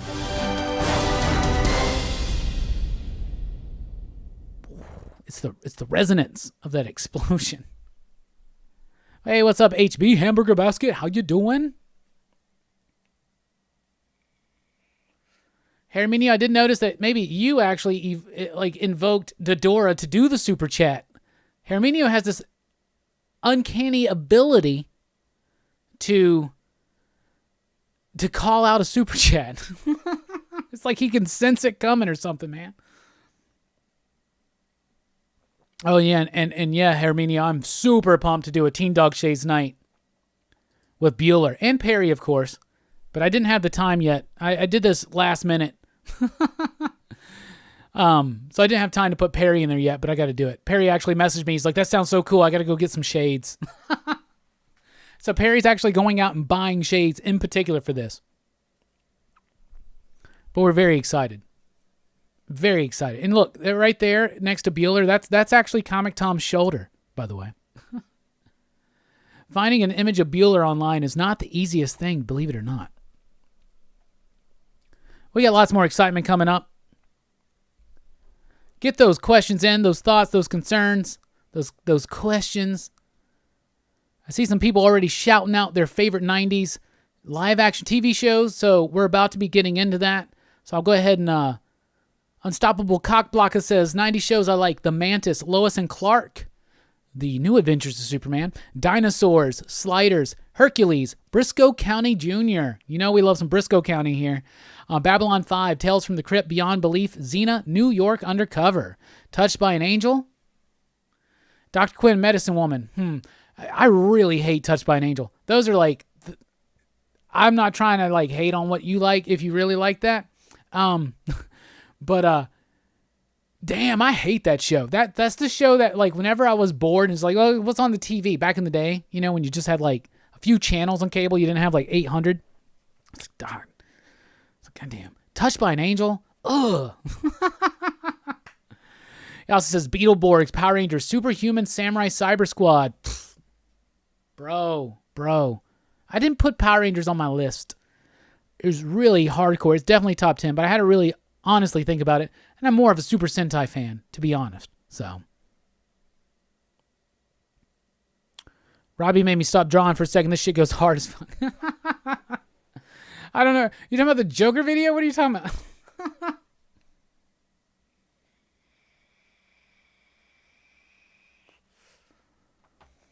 Oh, thank you so much, Comic Book Therapy. It was a great interview. In part, dude, because Brian, the Brianiac was really helpful. I'll be honest with you. This was an instant in meeting one of my like heroes in a way. Like I was really nervous to do that show. I've interviewed comic book creators before, but they've actually been friends of mine. Lance and Jay, and Alex is kind of like an internet friend of mine. So, he lives in the UK and I really respect his work. I mean, these are 3 of my favorite comic books of the last 5 years. If y'all have not read those, you really need to. And those are complete stories, 8 issues, 5 issues, 4 issues. So I had so much fun with it, and it's made me feel a lot more comfortable to do these. And so if you want more creator appearances on the Rockin Robbie Live with show, definitely watch that video, hit the thumbs up, let me know. Let me know. No, William, I don't have George Perez lined up. Most of the people that I have lined up are very much independent creators for the most part, because those are the people that I'm like way more interested to talk to, because I'm more interested in talking about like that creator-owned stuff. And I think we had some great conversation with Alex today. But that being said, I mean, I would not be down with talking to somebody like Donnie Cates. I'd love to get Donnie Cates on this channel. Scott Snyder said that he would be on the channel, and he gave me his email, but he's never responded to me, but that's okay. I'm sure he gets tons of fucking emails. Maybe I should just be very insistent with it. But I would love to talk to any of those guys too, but I would probably talk to them more about their creator-owned work. But I already have a pretty decent relationship online with a lot of indie creators. I really support a lot of their work, and they support mine as well. And so it's a cool back and forth that we have. It's really cool. It was great because Alex and me have had interactions personally about shit not involving comics. So it was really cool to like get him on the stream, and like I almost wish that I could have recorded that last 45 minutes, though they were very private conversations. But me, him, and Brian had some hella awesome conversations about life and realness.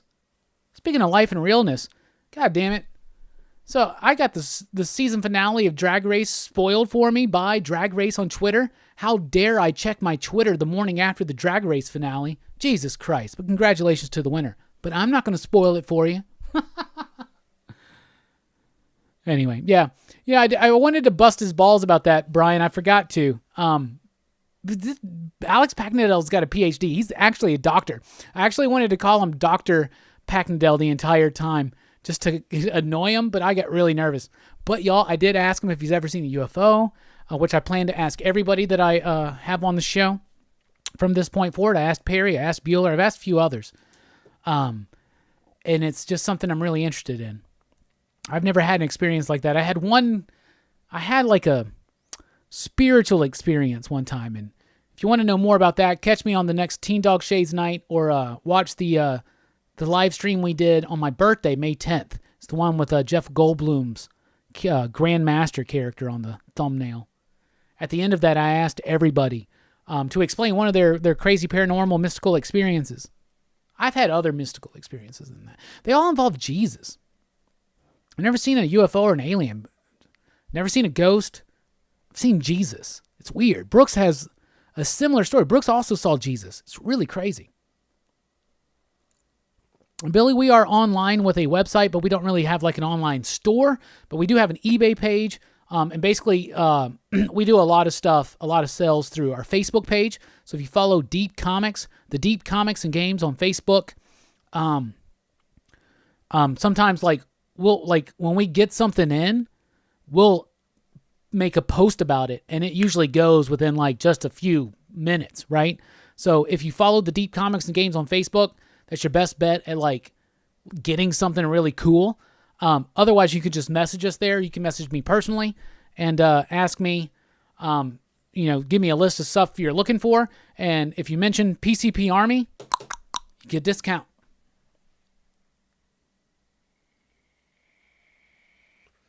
How do you add people in the chat? I think you hit the add button. I'm not sure, though. The only involvement in the chat I usually have is just talking to you guys. Khonshu, I hope I spelled that right. You did. Taking over the Avenger. Yeah, like what's going on? And I feel like Jason has been really letting this totem idea there's always a Black Panther, there's always a Thunder God in a way, there's somebody, holding Mjolnir, there's always a Phoenix, there's always an Iron Fist, there's always a Sorcerer Supreme, there's always a Starbrand, a Spirit of Vengeance. That's why in my world, in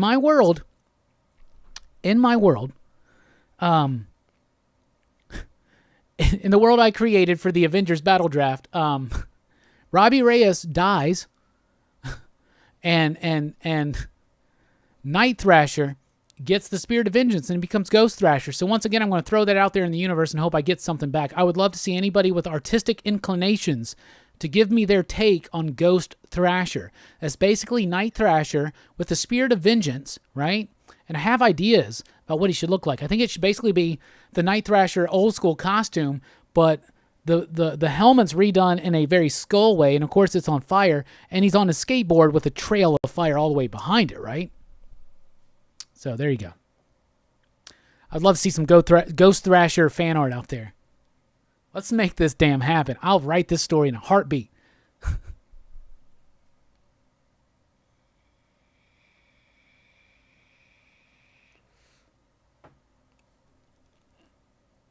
Yeah, I think if, for instance, you made any of these into a movie or TV series, they would call them sci-fi before they would call them horror. But, whatever. Alex can interpret his work however he wants. He literally did it. I don't know about the 90s, but my favorite superhero live-action show is The Greatest American Hero. That theme song, though. Believe it or not, right? Oh, come on. Believe it or not, it's just me. Brian, actually, it's not a Teen Dog Shades night, but I will say yes, it was the stereotypical white Jesus, the time from my early childhood that I discussed. The one I don't discuss too much with other people. I actually just revealed it to Brian a few days ago.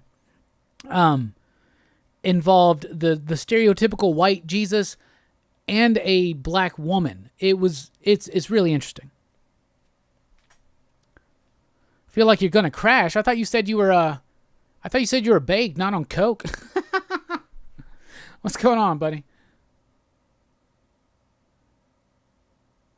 Is seeing your mother-in-law in her skeevies the same as an outer body experience? It can be. Depends on your reaction to it. I just hope they don't go digital for the Franklin. Oh yeah, the Franklin Richards Fantastic Four X-Men. No, they're not. They final issue of that, because there's only 4, comes out in August, I believe. Maybe it's July, maybe it's August. Hey, David Hatch is in here. Yeah, you missed a lot of good stuff, David. You got to watch it on the replay. How you doing, homie? We've had a few Joker video appearances brought on, of course, by Herminio, evoking super chats for us. And we had some announcements, David. Since you missed it, I hope you check out our Alex Packnadell interview that we did earlier today. Thursday night, we got The Boy Who Had 7 on the channel. And the Thursday after that, oh, man.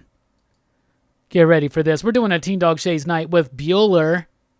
And Perry Comics will be there as well. But Bueller, very excited to do a Teen Dog Shades night with Bueller. That's going to be June 11th. So, get ready. And then also, this upcoming Friday night, a live movie review for The Invisible Man. The new one, 2020 version, with Elizabeth Moss. We hear great things about it. And you missed a really dope song called Paralyzed. I had some sinus things beating the shit out of me. Yeah, I had some sinus drainage over the weekend. I still have it. My throat's a little raw. It's not a good time to have. You know what I'm saying? But don't worry, Joe. They're doing the final issue of the FF X-Men book. They're printing that.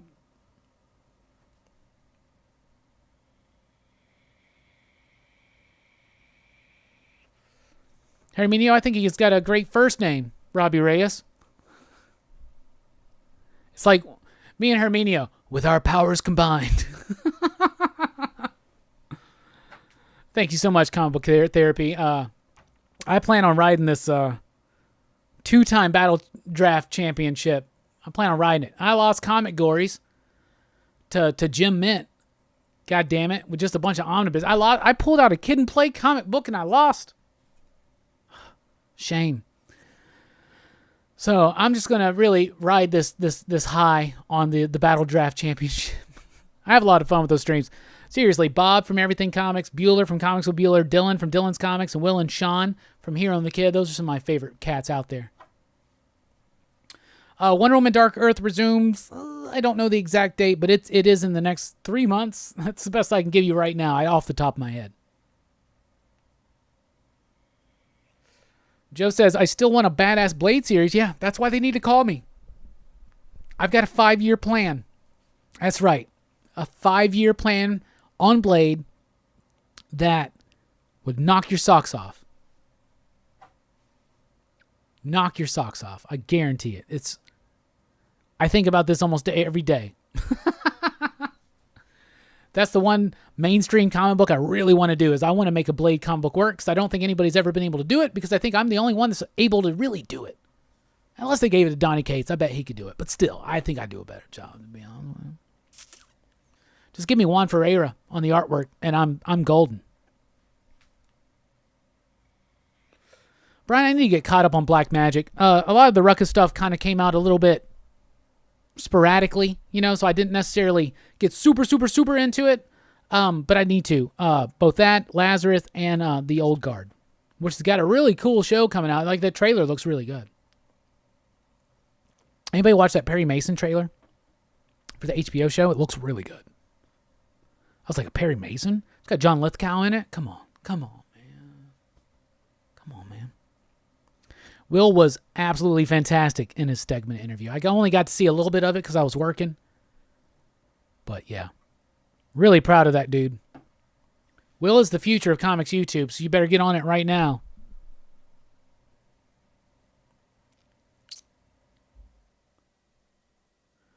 Three Jokers only got delayed a couple months. It's now coming out in August. But it's already done. It's done. All 3 issues are done. Marco Cicchetto or Ryan Stegman on Blade, that would be cool, but Juan Ferreira, I think, would actually be better. I think if I got to do my 5-year Blade run and I got to pick my artist, it would be Juan. 100%. That's who I would pick. Yeah. I got a great plan for Blade, y'all. Strickland was bullshitting with me the other day. He was like, you mentioned that Blade thing as much as possible. I was like, I do, because I know that somebody at Marvel watches these damn videos, because they quoted me for their damn incoming critics reaction, and I didn't give the incoming one shot. I didn't give it a good review, but they found the right quote. You know what I'm saying? They found the right quote, which was... Basically, it was like, if you're into the Kree Skrull stuff, I highly recommend this. And I do. Like, if you're into the Kree Skrull War, you got to read Empire. Empire is going to be basically the sequel to that, right? Somebody's watching. So I just got to keep mentioning it. And plus, if anybody else from Marvel's watching, yeah, I got a 5-year Blade plan. And I got an amazing, Avenger story, for the last days of the Marvel Universe. And I describe a lot of it on that Avengers Battle Draft on Everything Comics that we did Thursday night, so I hope you check it out.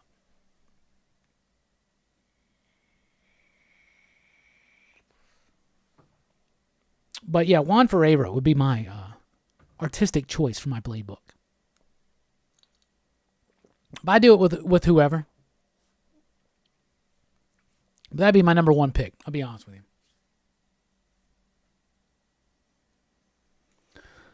Get those questions in. I got a question for y'all. What do y'all think about this idea? What do y'all think about that? Let me refill my juice. Let me know what y'all think about that.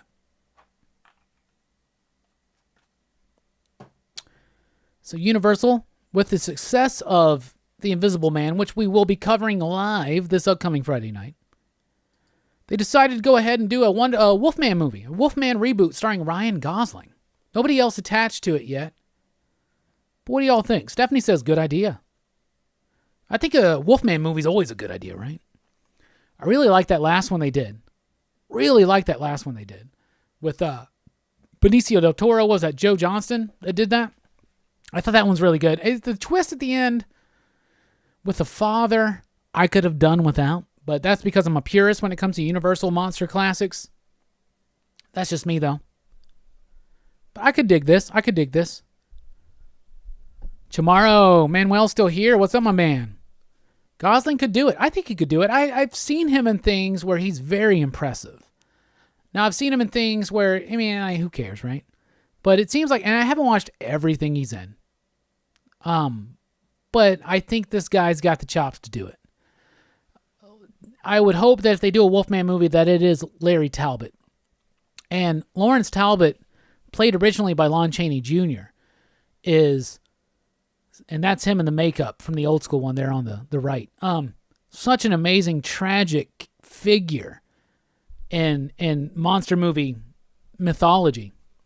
He's one of my favorite characters, is Larry Talbot.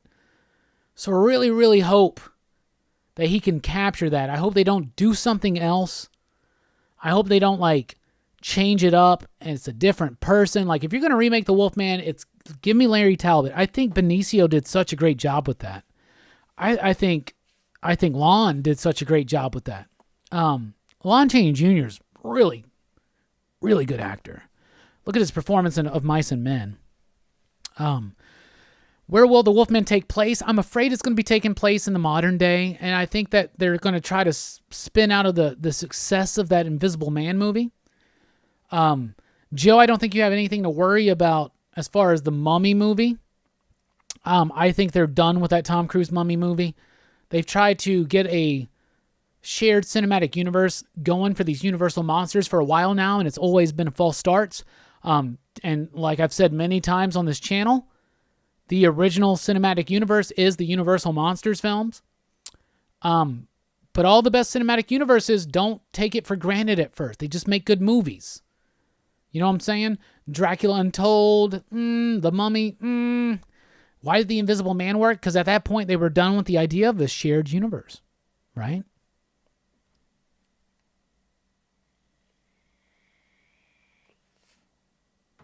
But I think that,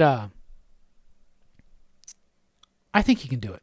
And I'm pumped to see it. When they originally were going to relaunch the Dark Universe, they had Mummy set up, they had Frankenstein set up, they had Angelina Jolie for the bride, and they had Javier Bardem down for the monster for Frankenstein. And holy cow, right? And then they had Johnny Depp ready for Invisible Man, and it all fell through because that shitty-ass Tom Cruise movie, well, I can't really necessarily call it a shitty-ass movie because I haven't seen it. I know one day I will. But I love the Mummy movies so much. The Boris Karloff one, all the ones with Kyrie's, the four that came after that, like Ghost, Hand, Curse, and Tomb. Oh my goodness. I love those movies. And I love the Stephen Sommers Mummy movies. Well, the first two. Third one's okay, and I want gently. But I really like Mummy and the Mummy Returns from the 90s, early 2000s. Those are pretty solid films for me.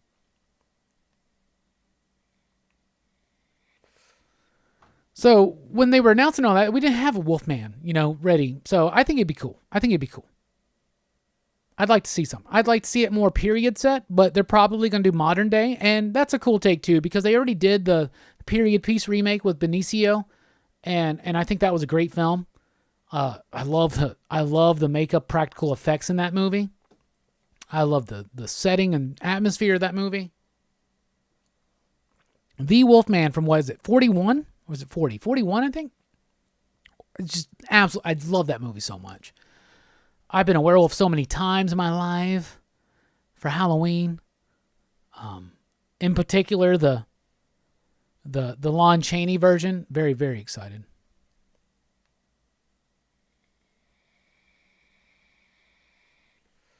Playing Power Rangers versus Captain America in the yard. Hell yeah. Yeah, never be sorry for that. That's what you got to do. That's what you got to do. My favorite book from Marvel last year was Meet the Skrulls. That was a great book, Brian. It was considered in my top 10. It would definitely make top 20. But it was good. And it's nice to see that they're going to get to revisit that a little bit. Just a little bit in the Empire run. And remember, at the time, I told y'all that this was setting something up. Alex told us today that his impression of Marvel since he's been working with them has been how efficient they are. And they don't do anything without purpose, so that's really cool.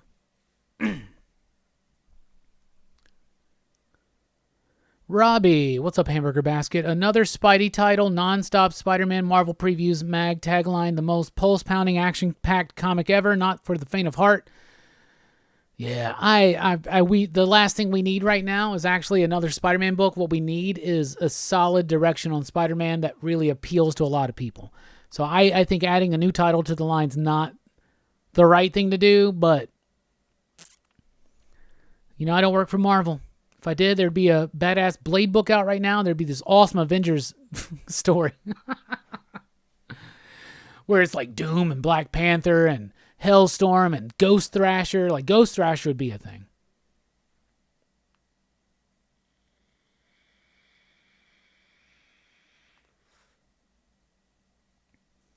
I want a Groovy Ghoulies live action remake. David, I'd be down with that, to be honest with you. Who is Kindred and where did he come from? It seems like Kindred, I don't know. It's somebody that knows Peter. It's somebody from his past who's died. There's a piece of me that wants to say it's Harry and that the Harry Osborn we're seeing is not the real Harry. But I don't know. Let's hope that Nick Spencer doesn't wreck that. I hope it's good. Yeah, Wolfman's 41, Werewolf of London 35. I like Werewolf of London as well. I do like that movie, and that's an easy Wolfman makeup to kind of make up, like amateurly. But I love if it's Universal and it's from the 30s or 40s or the 50s in case of the creature movies, the Gill Man. Love them. If it's got Karloff and Lugosi or Chaney Jr. in it in particular, so down. In fact, one of the most underrated, I hardly ever hear people talk about this one, The Black Cat. Literally has nothing to do with Edgar Allan Poe's The Black Cat. It's just name only. But that movie's got both Lugosi and Karloff in it, and that's the best one with those two in it. I love The Black Cat.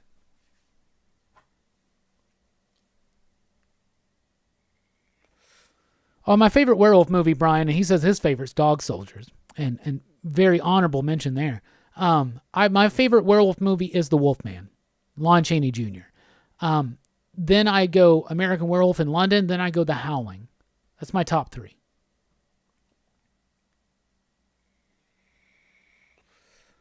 Yeah, Teen Wolf would probably be in there as well. Probably number 4. And number 5 might be Curse of the Werewolf, the Hammer film with Oliver Reed. I love that movie. Not a lot of great werewolf movies compared to, say, Vampires or Ghosts or Mad Scientists or anything like that.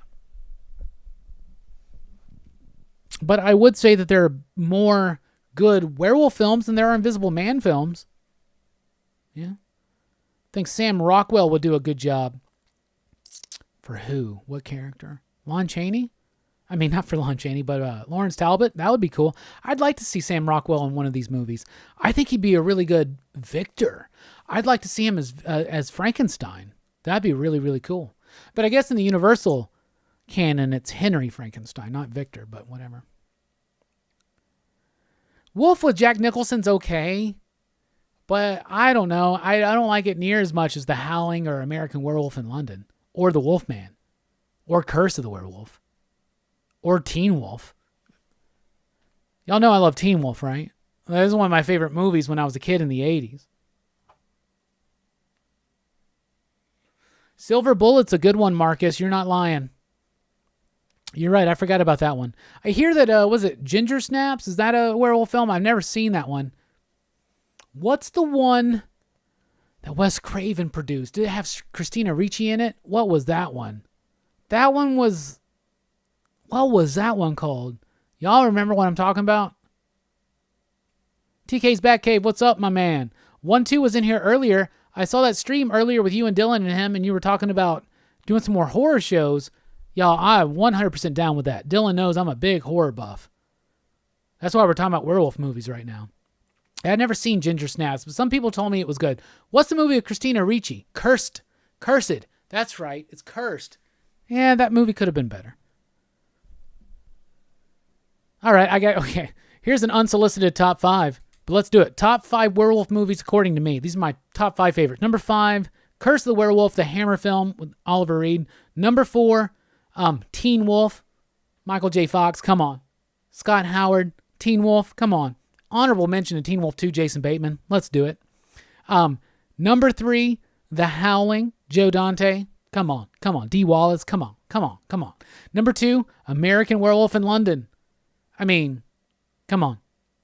Landis, what an amazing movie. Fantastic. And then number 1 is The Wolfman with Lon Chaney Jr. That one's just got a very special place in my heart, and that's why I am very excited for this idea of Ryan Gosling playing the Wolfman. But I hope they do that tragic Lawrence character. I'm afraid they're not going to do that because they did that in the Benicio del Toro Anthony Hopkins one, but that was a while ago now, actually, if you think about it, because time seems to go faster nowadays. But yeah, 100% like that. Yeah, American Werewolf in London, TK, you're right. Like, to be honest, that's probably the best. But when I do top 5 lists, I do favorites, and I would say that Wolfman's more of my favorite, but I would definitely not argue the idea that American Werewolf in London is probably the best werewolf film we've ever gotten. That film is fucking brilliant. That film is Landis's best film, and I'm including Thriller. Thriller's a great werewolf too, you know? I mean, Thriller scared the shit out of me when I was a kid because I loved and adored Michael Jackson. And when he turned into a zombie and then a werewolf, I lost my shit. I freaked out. Whenever they started spelling out Thriller, I start screaming. But I got to there's a special place in my heart to the Lon Chaney Jr. And the Wolfman's always been my favorite character of the Universal Monsters outside of Dracula because I just have a Dracula fetish. Damn, I wish I would have put some images together and done a top 5 werewolf thing, and I would have, yeah. Damn. You may see the return of the top 5 werewolf movies. That way I can lay in some images. And so act surprised next time you see it. But yeah, I would definitely say that American Werewolf in London is probably by far the best. Yeah, they're all classics. Yeah, Cursed. Should I rewatch Cursed, y'all? Does anybody actually stick up for that movie? And what about the Ginger Snaps? Like, are those movies worth watching? American Werewolf in Paris. Let me tell you this. It would definitely probably be top 10 just because there's not that many werewolf films to really consider. There is a special place in my heart for an American Werewolf in Paris for 2 reasons. Number 1, I saw that movie in theaters when I was in high school, and it has a nostalgia factor for me. And number 2, because of that Bush remix of Mouth. Always makes me think of that movie. That movie always makes me think of that song. And I love Bush already. And I'm talking about the band. Okay. But the Gavin Rossdale's Bush. That sounds worse. But I really like Bush. And I love that remix of Mouth. You can get it on Bush Deconstructed on that album. But it was in the American Werewolf in Paris movie. But man, I'll tell you this. American Werewolf in Paris, they're bungee jump. It's so 90s. So they're bungee jumping off the Eiffel Tower, and that dude pops back up and hits his head on a beam. That fucker's dead. I'm sorry. I'll believe that a wolf bite will turn somebody into a werewolf at the full moon, but I will not believe that dude bungee jumps and comes up and smacks his head on a beam on the Eiffel Tower and lives. That's bullshit. Bullshit. That's bullshit, okay? You cannot get me to believe that. I'm sorry. I suspend disbelief a little bit, but I can't suspend it that fucking much. I'll tell you that. That's bullshit. That's always bothered me. And I'm not a picky person when it comes to movies, but that shit's always bothered me. Y'all have seen that movie, know what I'm talking about. It's at the very beginning. It's bullshit. And the werewolves are CG, and I don't think they look near as cool.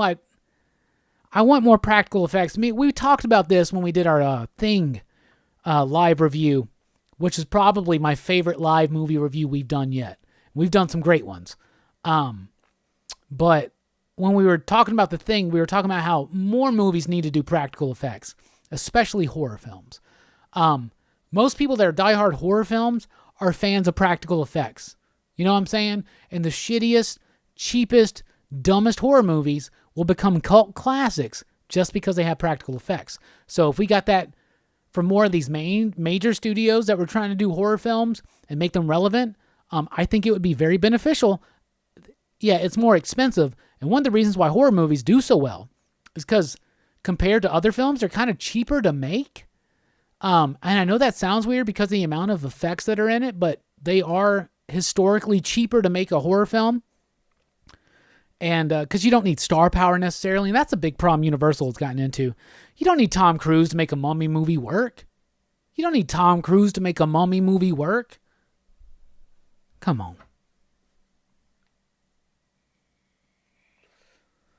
Oh, Joe, not only do I love the first House movie, I think House 2 is superior. I love the hell out of House 2.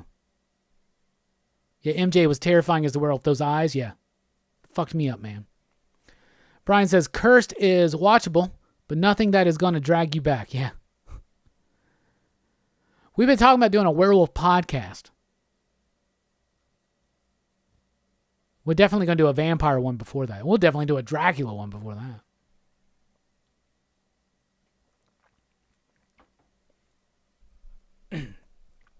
First and second Ginger Snaps worth watching. Third is a prequel. Okay. From what I've heard, Cursed original script was way better than what we got. Sounds familiar. TK's Batcave says, I love practical effects. That's right, because you're a horror fan. And us horror fans love practical effects.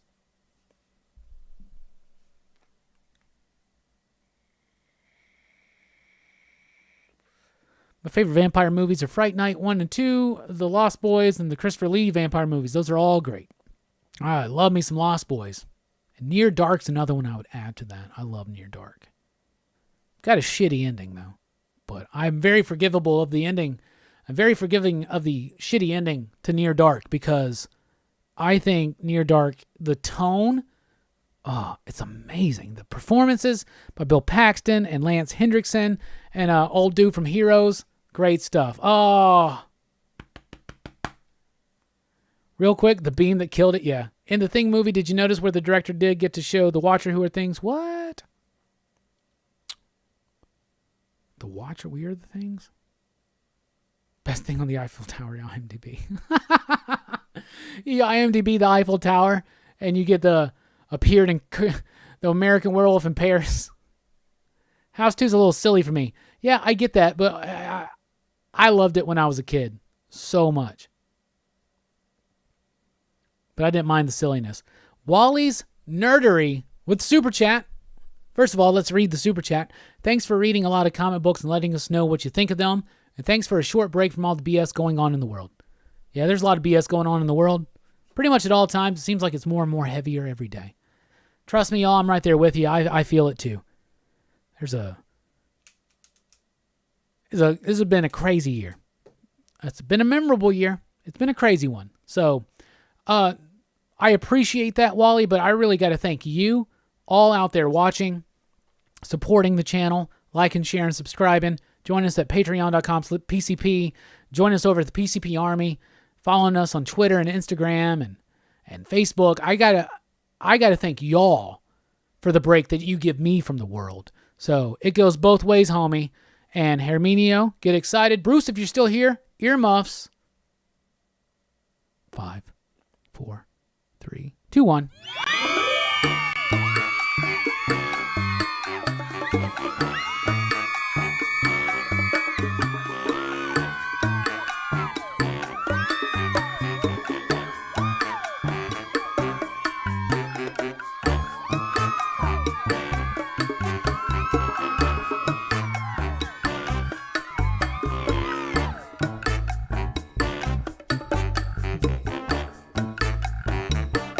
Yo, yo.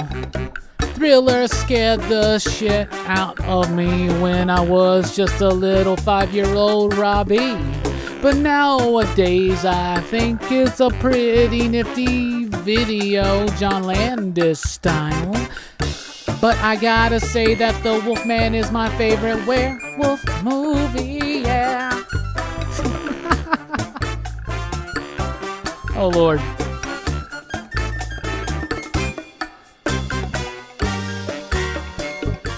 Oh, there's a whole bridge breakdown right there, y'all. The more super chats, it seems, the longer it's getting. Herminio is happy. Fable's happy. Thank you again, Wally. I really do appreciate that. It is my pleasure to serve. I love reading a lot of comics and letting you know what I think about them and giving you my pick of the week. But y'all are the escape for me as well. So I really do appreciate that. David says, my favorite horror movie is Home Alone. That is a horror movie. It's a horror movie, definitely from Joe Pesci and Daniel Stern's perspective. I'll tell you that. That's a Halloween film. This is a Friday the 13th. Joe says, who would you like to see cast as the new MCU Fantastic Four and Doctor Doom? Well, I actually did this one time on a live stream, and I actually cut it out and put it on the channel so you can watch that video, which is, just type in Pop Culture Philosophers Fantastic Four MCU. I'm sure it'll pop up, but I will go ahead and tell you anyway, so you don't have to do that. I'm right along with what everybody else is saying. What's the dude's name from The Office? Krasinski? John Krasinski? That's my read. Emily Blunt for Sue? Hell yeah. I said Dwayne Johnson for Ben Grimm. But, I mean, I thought about that, but I think I said Channing Tatum. Channing Tatum for Ben Grimm. Yeah, that's right. Zac Efron for Johnny Storm, because I love me some Zac Efron. Actually, I didn't watch the Hairspray musical last night, but I watched the musical of Hairspray. I didn't watch the movie musical. I watched the musical of Hairspray. The live version they did, because it's on the shows that must go on. It's like every weekend they're allowing a musical to be seen. They've done some Andrew Lloyd Webber stuff. Last week they did Sound of Music, but I didn't get it. It wasn't playing for me on Saturday night. But last night I watched Hairspray, which always makes me think of Zac Efron when he played Link in the movie version of the musical, which I do like a lot. Hairspray is one of my favorites, and I actually was in a really bad mood yesterday when I got off work. I was just kind of sour, just kind of down. Everything was kind of hitting me, right? A lot of personal stuff, but also some, the world stuff. And I watched Hairspray, and it made me feel so much better. I didn't even drink. I just watched Hairspray, smoked a little, and ate some pizza. And yeah, I felt way better. So there you go. But my Doctor Doom, and 100% I believe this. Doctor Doom is Oscar Isaac, okay? I know he's already played Apocalypse, but that's not MCU, right? It doesn't matter. I think Oscar Isaac is Doctor Doom. I think it's amazing. Yeah, Hairspray is a classic. I love it. Yeah, I need to... I've never seen the American Psycho musical, so I really want to check that out. Have you seen the Young Frankenstein musical? I got to see that live. Amazing. A big musical fan, believe it or not.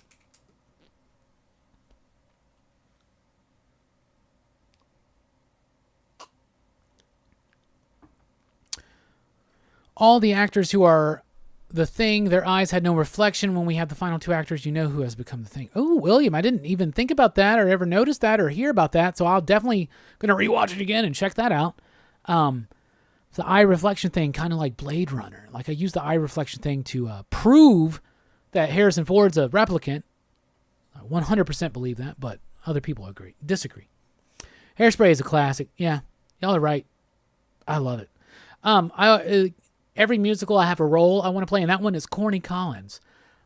If I was a big song and dance talent, which I'm not, my talent is reading a lot of comics and just spitting shit about it. But if I had that talent, I would want to be a musical artist, like on stage being in musicals, and I would play Corny Collins in that one. And it was really cool to watch, because in the movie they give Link the Ladies Man song. And that's probably one of my favorite songs, aside from We Got the Beat or You Can't Stop the Beat. I would probably say that Ladies Man is one of my favorite songs in that. And it's really cool to see it live done by Corny. I thought that was really cool. So I was like, oh, I could do that. Yeah, interesting. Rick Astley for Dr. Doom. Come on. Yeah, Rocky Horror Picture Show is really good. I think the first half of the movie is better than the second half, but I have a lot of fun with that one. How'd you do, I? See, you've met my faithful handyman. Yeah. I love me some Dr. Frankenfurter. Tim Curry's a beast, man.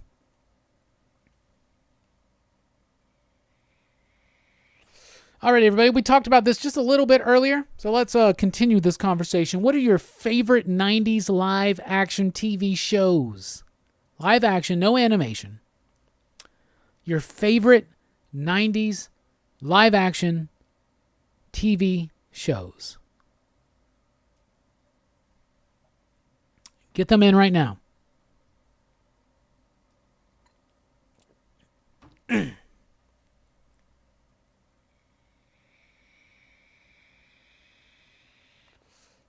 Yeah, Tim Curry in Legend is a revelation and a literal beast.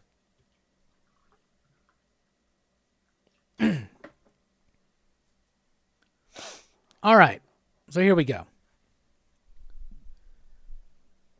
My top 5 favorite live-action TV series from the 1990s. At number 5, Sports Night.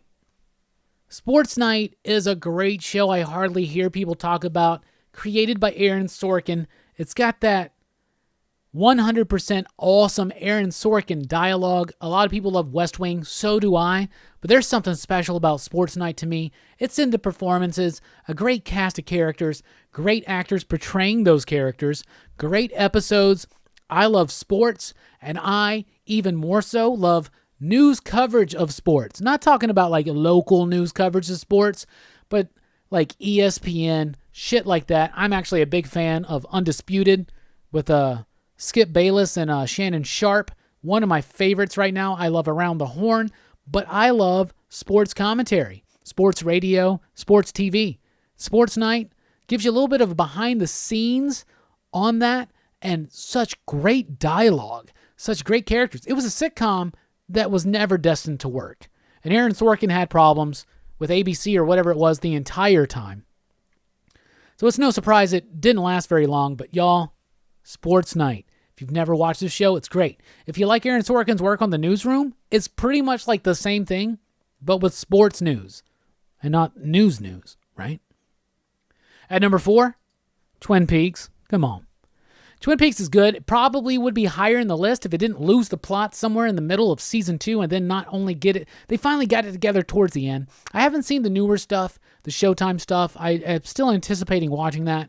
But the tone that is set by Twin Peaks, David Lynch, Mark Frost, one of my absolute favorite TV series of all times. They're making fun of nighttime soap operas. But they're also doing something really esoteric and weird and different and unique and individual. And I love it. Kyle MacLachlan is amazing in this show. Fantastic. At number 3, Seinfeld. Come on. I initially had a stipulation where the show had to start in the 90s. But Seinfeld started in 89, but it's definitely a 90s show. I love Seinfeld so much. I can watch any episode of Seinfeld at any time, any moment. Just play it. I'm down. Many times I go to the gym. Seinfeld's playing. I get into the, I'll try to find the elliptical that's right between ESPN and the rerun of Seinfeld. I love Seinfeld so much. So funny, so quirky, such a great cast of characters, and to this day, I love it. It's one of my favorite shows ever. At number 2, I couldn't decide, so I got a tie. At number 2, I got Star Trek The Next Generation and Star Trek Deep Space Nine. Whenever I'm asked what is my favorite between DS9 and TNG, it's really hard for me to talk to differ. It's really hard. It's a tough decision. I love both of these series. Star Trek Next Generation and DS9, they got my favorite characters from Star Trek canon. They got some of my favorite episodes from Star Trek canon. And they by far were my favorite series in the 90s as far as Star Trek goes. Voyager, yeah, it's all right. Enterprise, yeah, I don't really like that one. Discovery, Picard, they're pretty solid. TOS, I like certain episodes. Other episodes kind of bore me. But y'all, TNG and DS9, love it so much. And at number 1, if you know me, no surprise.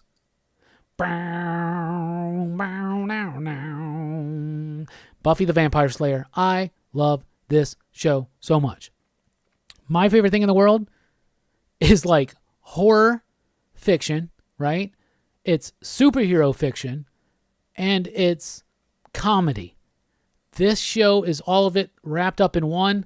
I fell in love with all of these characters. Buffy, Willow, Xander, Giles, Angel, Spike.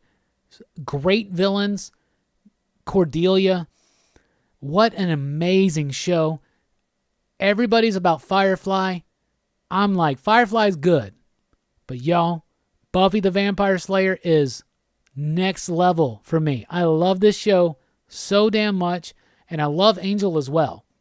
But Buffy just takes the cake for me, especially the bits that were from the 90s. That's the first 3 seasons. What's an interesting little side note is that Buffy graduated in 1999. So did I. So when I started watching Buffy, she was exactly my same age. And I don't know, there was something magical about that. I was able to follow along with their high school journey, and I love the theme song. I love the characters. I love the cast. I love the music.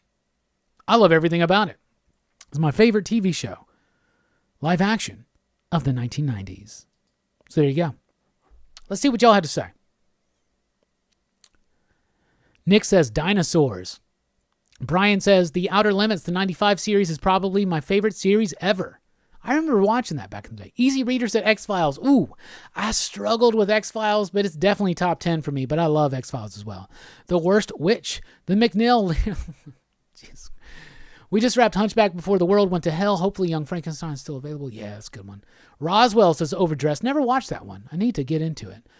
Joe says DS9. There you go. WMAC Masters. What's that one? What's that show? Hamburger Basket says X-Files and DS9. Tomorrow Cinema, DS9, Are You Afraid of the Dark? Hell yeah. Don't get much more live action than Raw and Nitro. Yeah, wrestling is pretty fire in the 90s. New Twin Peaks is awesome, but so many plot threads. I still have the questions. Fable says TNG is my favorite. It's hard for me to make that distinction. I love both of them so much. Tweebrink says, I watched The Visitor on DS9 the other night and was crying. Yeah, right. Joe says, I loved Angel too. Yeah.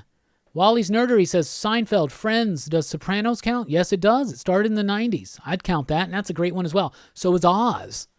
It was kind of the start of the HBO Renaissance as far as television goes. Kirby says that Buffy theme song is one of the best.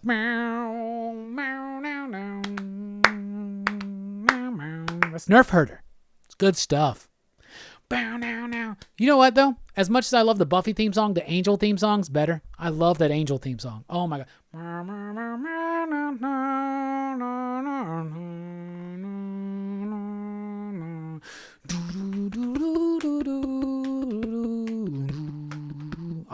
Oh, I love it so much.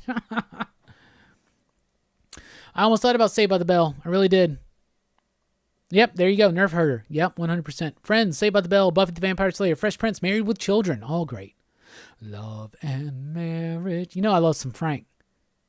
I discovered Buffy and Angel in 2010. Can't believe I missed it in the 90s. Amazing show. Horrible endings, though. I wouldn't agree with that. I like the endings of both shows. Plus, they continue on in the comic books. But I think they're very appropriate endings. I think Angel just ended too soon. They needed one more season on Angel. And they knew that. But the comic book kind of goes into some interesting territory.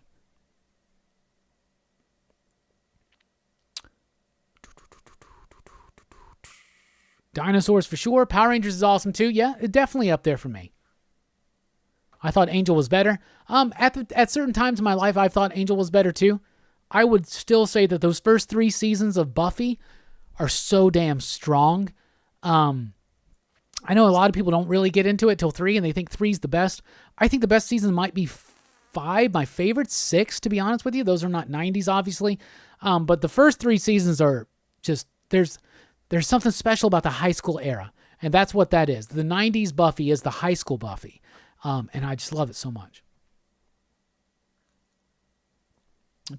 Manuel, I think I actually watched, was that on USA? And it was kind of like Mortal Kombat, but it was live action. It had like people playing these roles. I think I used to watch that. California Dreams. Oh my God.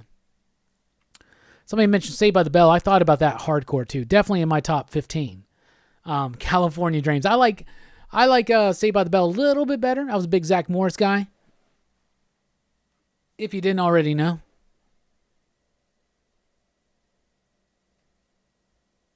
Zach Morris. In Living Color. I used to love that one as a kid. Just set Zach right there. Timeout. Great stuff, though.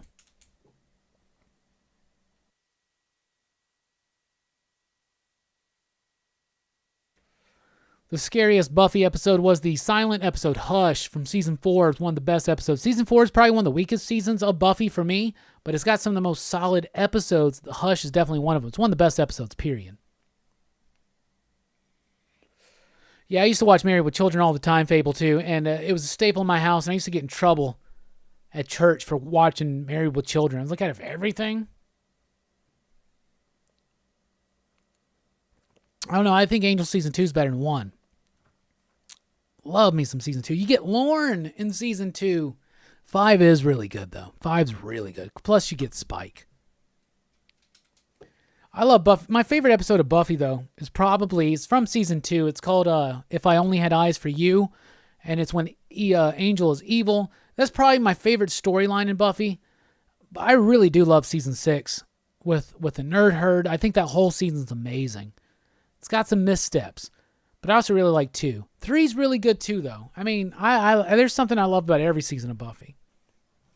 I think 7's one of the weakest, though, so maybe it doesn't have the strongest ending. I just don't think they had the budget to fully realize what they were trying to do. Walker, Texas Ranger. So don't forget about the announcements. We did an interview with Alex Packnadell. That's available on the channel right now. That was live this morning, but it's available right now. Thursday night on the channel live, we're going to have The Boy Who Had 7. That's Matt. Very excited to have him on the channel and chat with him. Friday night, we got the Invisible Man movie review. The new 2020 Invisible Man. We'll be talking about it. And then Thursday, June 11th, a Teen Dog Shades night with Comics with Bueller. So I was like, people really like the Teen Dog Shades nights. How can we make it better? Let's get Bueller up in here, right? So we got lots of fun, exciting things here at Pop Culture Philosophers coming up.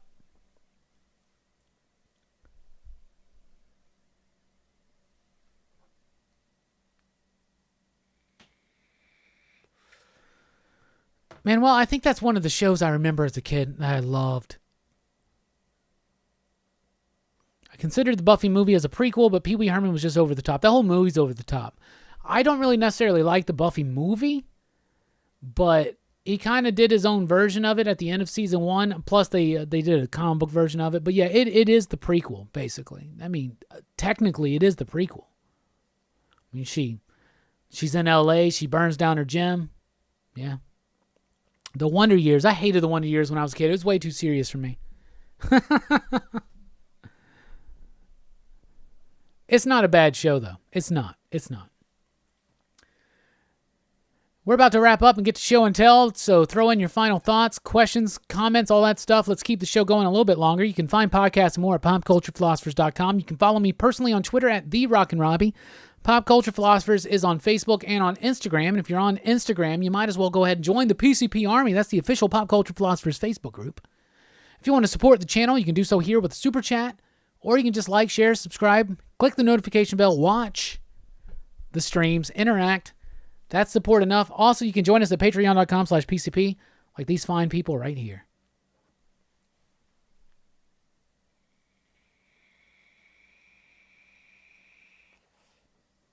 So we got some show and tell. First of all, who likes GoBots? I love GoBots. I had more GoBots when I was a kid than I did Transformers because they were cheaper. The only GoBot, though, that I have currently is this Leader 1, the small little Leader 1 right here. And it's kind of very loose, missing like the little cockpit area there. But I still like having it. Maybe one day I'll get a better version of it.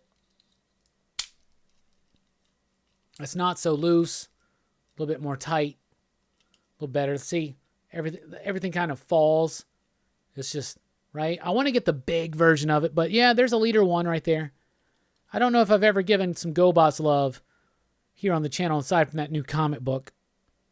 But there's my Leader 1. It's the only one I have right now. I want to get more, though.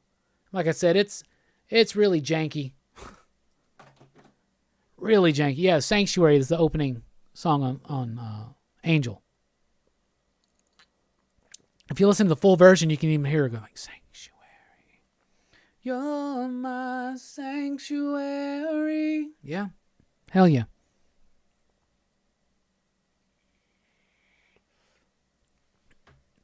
Yeah, the dude they cast is Merrick, but they barely use Merrick in the TV show.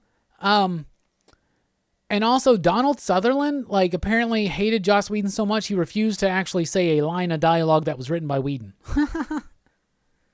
Do you think they'll finish Decorum? Absolutely. In fact, they've just recently announced that it's an 8-issue series. So yeah, they'll do it. Might take a minute, but they'll do it. You know, we had it at the shop. Remember the gun? The GoBot's gun turned into a big robot? I should have got that.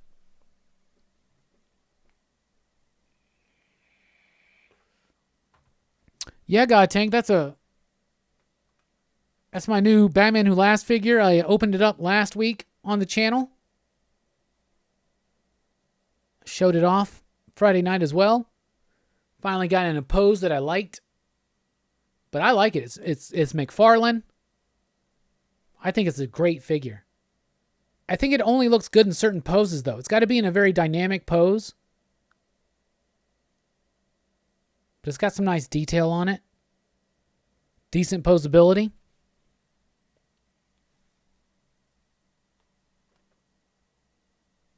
But I like it. That was Megatron that turned to a gun. Yeah, but there was a GoBot. So it was very big and plastic, and it turned into like this shotgun thing. It's really cool. I don't remember the name of it. But it's there. If you just type in GoBot's gun, you'll get it. Yeah, Shockwave's a good one too. We just recently got a Shockwave, a G1 Shockwave, but it's missing some pieces. Dee Dee's coming back soon. It's either this month. I think it's this month. I'm pretty sure it's this month. I don't know the exact date though. Looks like a Hellraiser Cinnabite. Yeah, it looks like Batman created by Clive Barker. Yeah, Something's Killing the Children is going to continue. Comic books are continuing. They're just going to be a little bit slower coming back. That's all.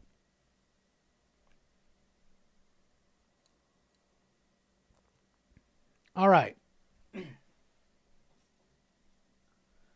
I have also recently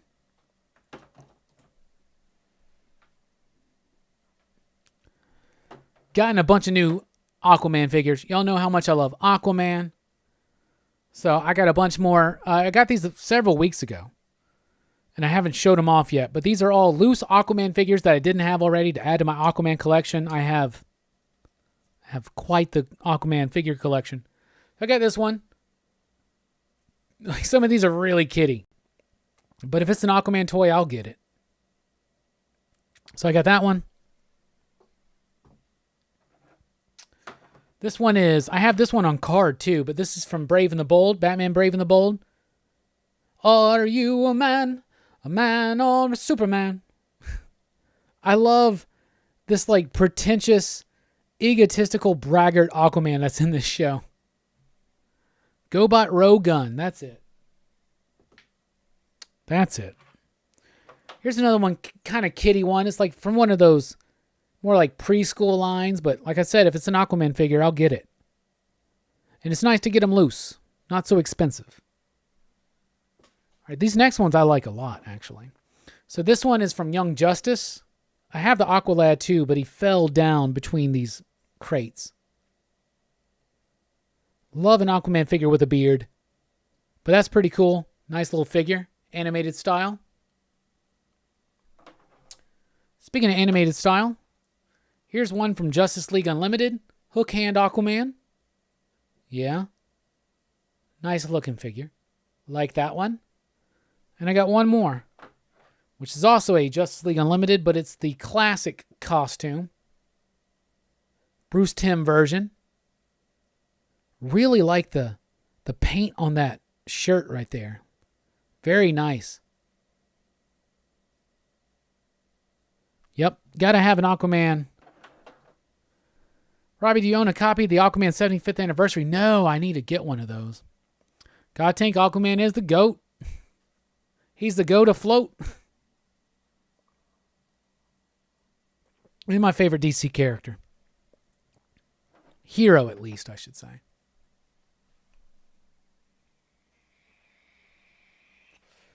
So there's that. And yeah, we're going to do an unboxing. We're going to do a classic 90s Toy Biz Marvel unboxing. It's an Iron Man figure. Oh, it's a War Machine figure. This was the first War Machine figure ever done. Had this when I was a kid. I've had it on card for probably over a year now. So I think it's time to open it up. Some of these I want to keep on card. Some of them I don't give a shit about. This is one that I think looks better out of card. Really. Plus, I just recently got into a new channel. It's Ed's Retro Geek Out. This dude, I think he lives in Belgium or something. He loves the same toys I do for the most part. Like late 80s, early 90s. Like 85 to 95. Like that era. He's got a great Toxic Crusaders collection. Masters of the Universe. TMNT's like his number one thing. And that shit I love too. By the way, I just recently found out. So many times I've almost opened up my Michelangelo as the Invisible Man figure. That's a very fucking expensive figure. Holy crap. I got to find a loose one because I don't want to open it up. But what a great figure. But anyway, we're going to open this one up tonight because this figure to me is so much better. I had this when I was a kid. Doing what Jelani said, I'm opening it from the bottom because I like to keep the cards. So I can look at the artwork. Even though on the Iron Man, it's pretty much the same artwork on the front. But I like looking at the back and seeing the bios and all that stuff. So in the mid-90s when they did the Marvel Action Hour, that's what this Iron Man's line's from. And the gimmick on these Iron Man figures was that, so they did the figures like this. So you look at it, that's a War Machine figure. Right? Yep. See, it's a little sticky. That will happen even on card. That leg, the legs, oh, the knees don't want to bend. Oh, there we go. It's a little sticky. Apparently, Armor All wipes will help get that up, but it's a little sticky. That's why even in the card, I was watching their live stream today, and people think that even if you keep it on card, that it protects and preserves the figure. Not necessarily. You know what I'm saying? Because the plastic will still degrade. But the gimmick on these Iron Man figures was that, there you go. You see these holes, it's because they have armor that would clip onto them, see? And they look really cool with the armor on them. So let's go ahead and take out the pieces of armor right here. So here's a question. I've been watching this dude's channel, really loving it. And you guys know I love toys. And we've tried to do PCP toys before.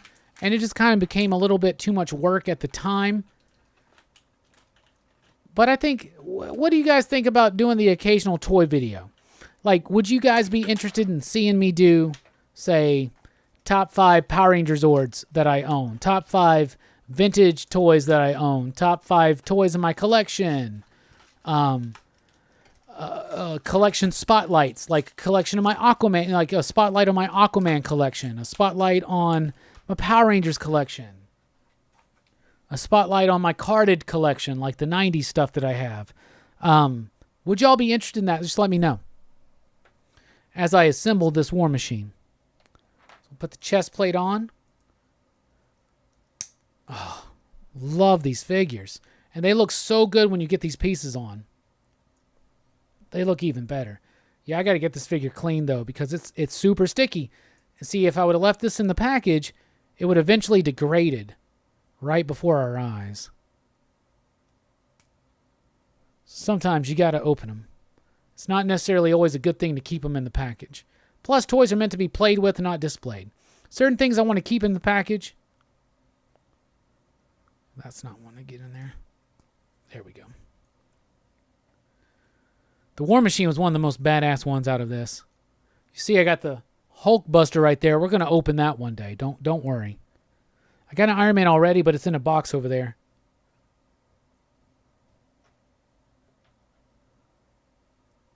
There's a just recently announced new War Machine, 90s War Machine Hasbro figure.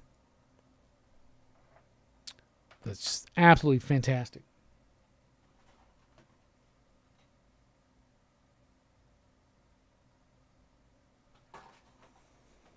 Just had to remember what gun went where. A really cool thing about this one is that the guns fold back and then they can pop up, see?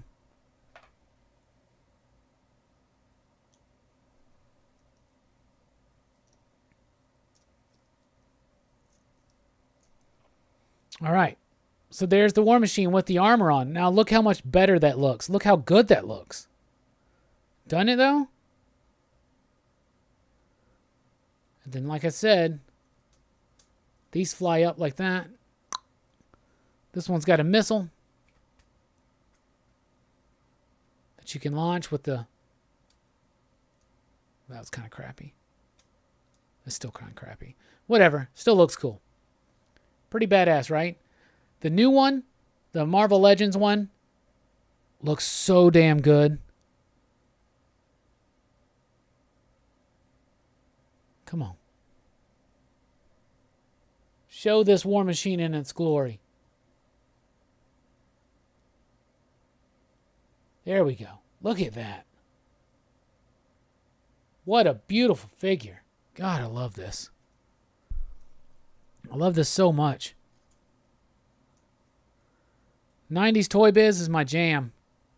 The other cool thing is with these, you can put the guns on the gauntlets.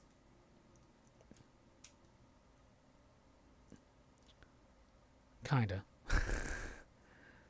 So you can like put it on his shoulder if you want to, right? If you're a kid, you don't give a shit. You can do whatever.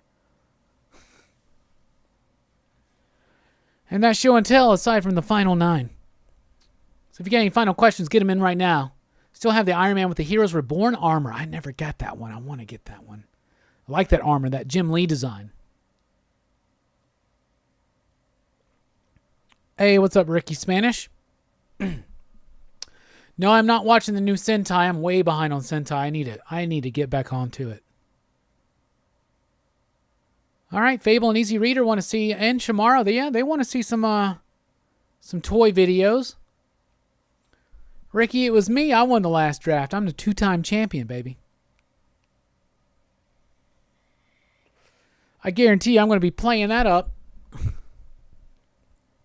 Don't forget, this morning we did a live stream with Alex Packnadell. Had a lot of fun with that one. The writer of Friendo, Turncoat, Arcadia, Kino, Incursion, a couple of upcoming Marvel Empire one-shots, Swordsman, and Celestial Madonna. We talked about my top 5 favorite 90s TV shows. At number 5 was Sports Night. Number 4 was Twin Peaks. Number 3 is Seinfeld. Number 2 is a tie between Star Trek Next Gen and Star Trek DS9. And number 1 was Buffy. We talked about Wolfman with Ryan Gosling. We talked about the digital-only comic books that have been canceled in print. Pretty lame. This upcoming Thursday, we got The Boy Who Had 7 coming to the channel for a chat. Friday night, we got a live movie review of the recent Invisible Man movie starring Elizabeth Moss. And June 11th, on a Thursday night, we're doing a Teen Dog Shades night with Comics with Bueller. Very excited to have Bueller and also Perry showing up to have a Teen Dog Shades night with me. We'll be talking about UFOs, aliens, Atlantis, Bigfoot, ceremonial magic, esoteric nonsense, whatever you want to. So get high, get shades on, and join us on June 11th.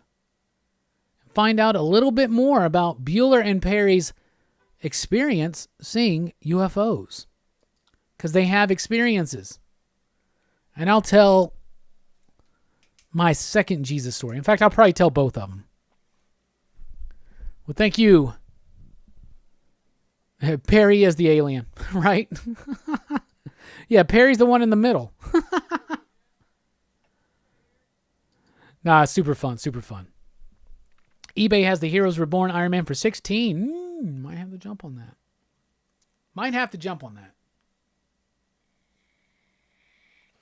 All right, if you got any final thoughts or questions, get them in right now because we're about to dip out. I don't know if I'm going to watch Invisible Man tonight or if I'm just going to bullshit around and watch something else. I don't know. What am I going to do? Don't know. Anyway, we're about to do the final 9. So we do a first 6, and now we're doing a final 9. So any final thoughts? Get them in right now.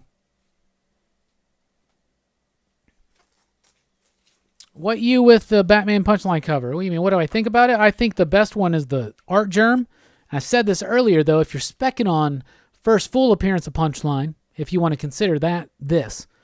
I would also recommend picking up the cover A, because cover B is the one, the Art Germ one is going to be the one that everybody wants and everybody gets, and not a lot of people are going to jump on that cover A. So I could recommend both of them.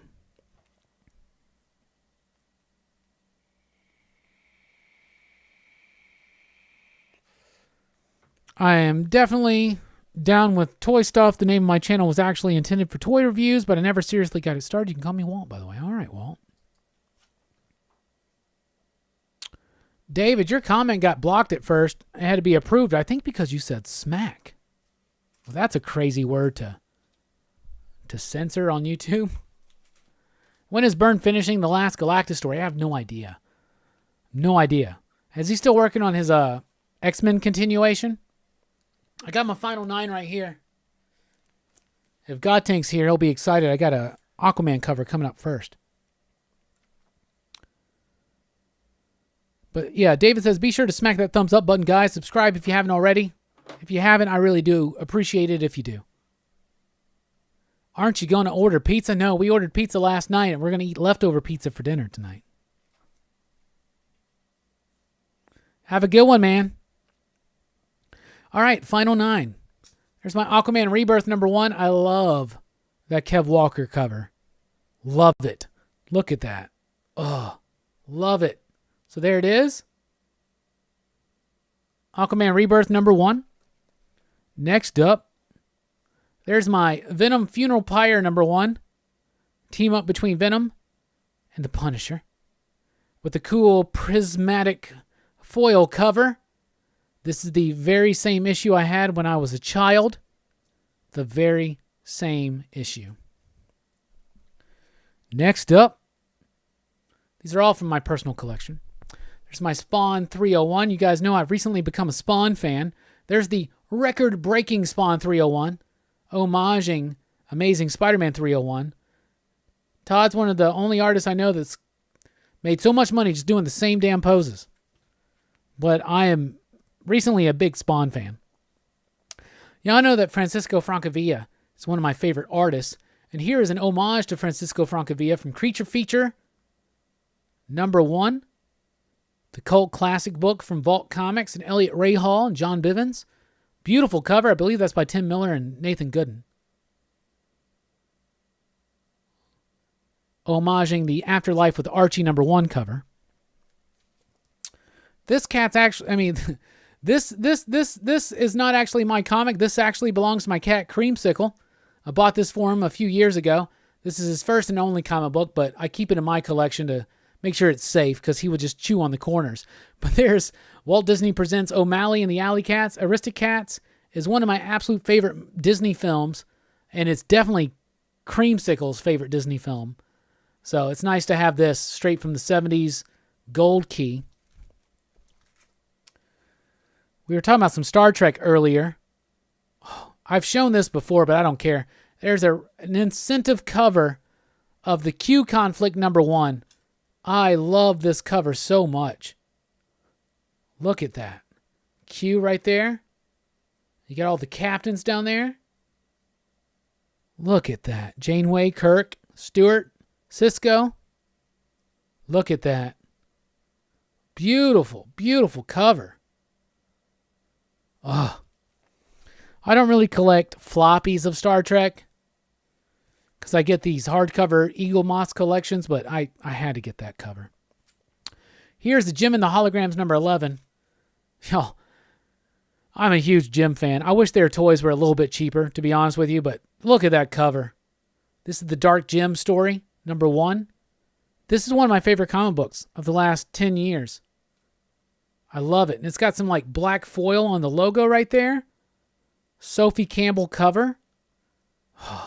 Jim gets, or I should say, Synergy gets corrupted by some kind of evil dark entity, and it obviously then corrupts Jim and the holograms. And look at that. That's one of my favorite Jim storylines, too. Here's a cover by Dave Johnson I love so much. From a very underappreciated run of Batman, this is Detective Comics 750. Look at that Ra's al Ghul cover by Dave Johnson. This is such a great run. Greg Rucka, Sean Martinborough. I've mentioned this before, this run. Not only is the cover badass, each story arc was monochromatically colored. First of all, dude, look at that. Jackie Chan Got Milk ad. Y'all remember those ads? So Sean Martinborough has a very simple noirish style, and the coloring was always monochromatic. You know what I'm saying? And the coloring is done by Wildstorm Effects, so it doesn't really credit a person. Todd Klein was a letterer, one of the best letterers in the business, but every single issue of this run is colored like this. They pick one color and they give you various shades of it. It's very monochromatic. But it all fits. And I absolutely love this run. You can get it all collected as Batman New Gotham. Look at that Tom Green right guard ad. I love this run so much. This artwork is very impactful. God, I love it so much. Look at that. Dark Angel's coming up. I remember rolling a joint back in these days. So this came out like 2000 or so, right? This is a 64-pager. That beautiful cover. That's why I showed it. But I remember rolling a joint, me and my buddy G-Funk. Watched the first episode, Dark Angel. High as shit. In our early 20s. And we looked at each other after the show was done. And we were both like, well, that was some bullshit. All right. The penultimate one tonight is a DC Comics Millennium Edition Showcase number 4, first appearance of Barry Allen's The Flash. These Millennium Editions, which is a like foil stamped reprint from the 90s, have actually kind of gone up a little bit in recent years. So I don't think they're quite as easy to find as they used to be. But there's a reprint of the first appearance of The Flash. I love these facsimiles. It's really sucky that DC's just canceled their facsimile line, but let's be honest, their modern facsimiles were kind of shitty, especially compared to the Marvel ones. Speaking of Marvel, I know Everything Comics has had a busy-ass weekend, so I hope he watches this on the replay because I pulled this out hoping that he'd be here for it. This is a Marvel team-up number 43. Spider-Man and Doctor Doom teaming up. Look at that. Beautiful 70s Marvel covers. I think the Marvel covers from the 60s and the 70s, especially the 70s era, they have color that is unpoppable. Do you get what I'm saying? Unpoppable is like in the weed smoker's world. That's the thing you say when someone can make a bowl that it feels like it so packed so tight it never ends. It's like a Popeye bowl, right? So that means it's unpoppable. I don't know how that. I guess these aren't unpoppable. The colors are unpoppable, meaning to me they're non-unpoppable, meaning there's no way these covers will never pop because the colors are so absolutely fantastic. Look at that. That was a long roundabout way of just being like, look at that red in the background and that yellow. It really pops. But that's the final one I'm showing off for my final 9. I don't know, William. I've never read the entire Q Conflict. I've only read the first issue of that. So I have all of them. I have the variants, but I'll sit down and read them one day. Yeah, good stuff.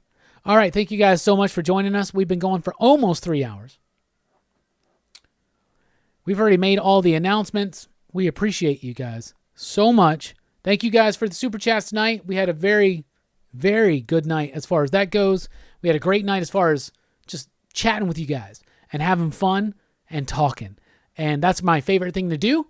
So, like I said, don't forget about what's coming up. Tomorrow morning on the channel, I got to look at Unicorn and the Fox #3, the final issue of that series.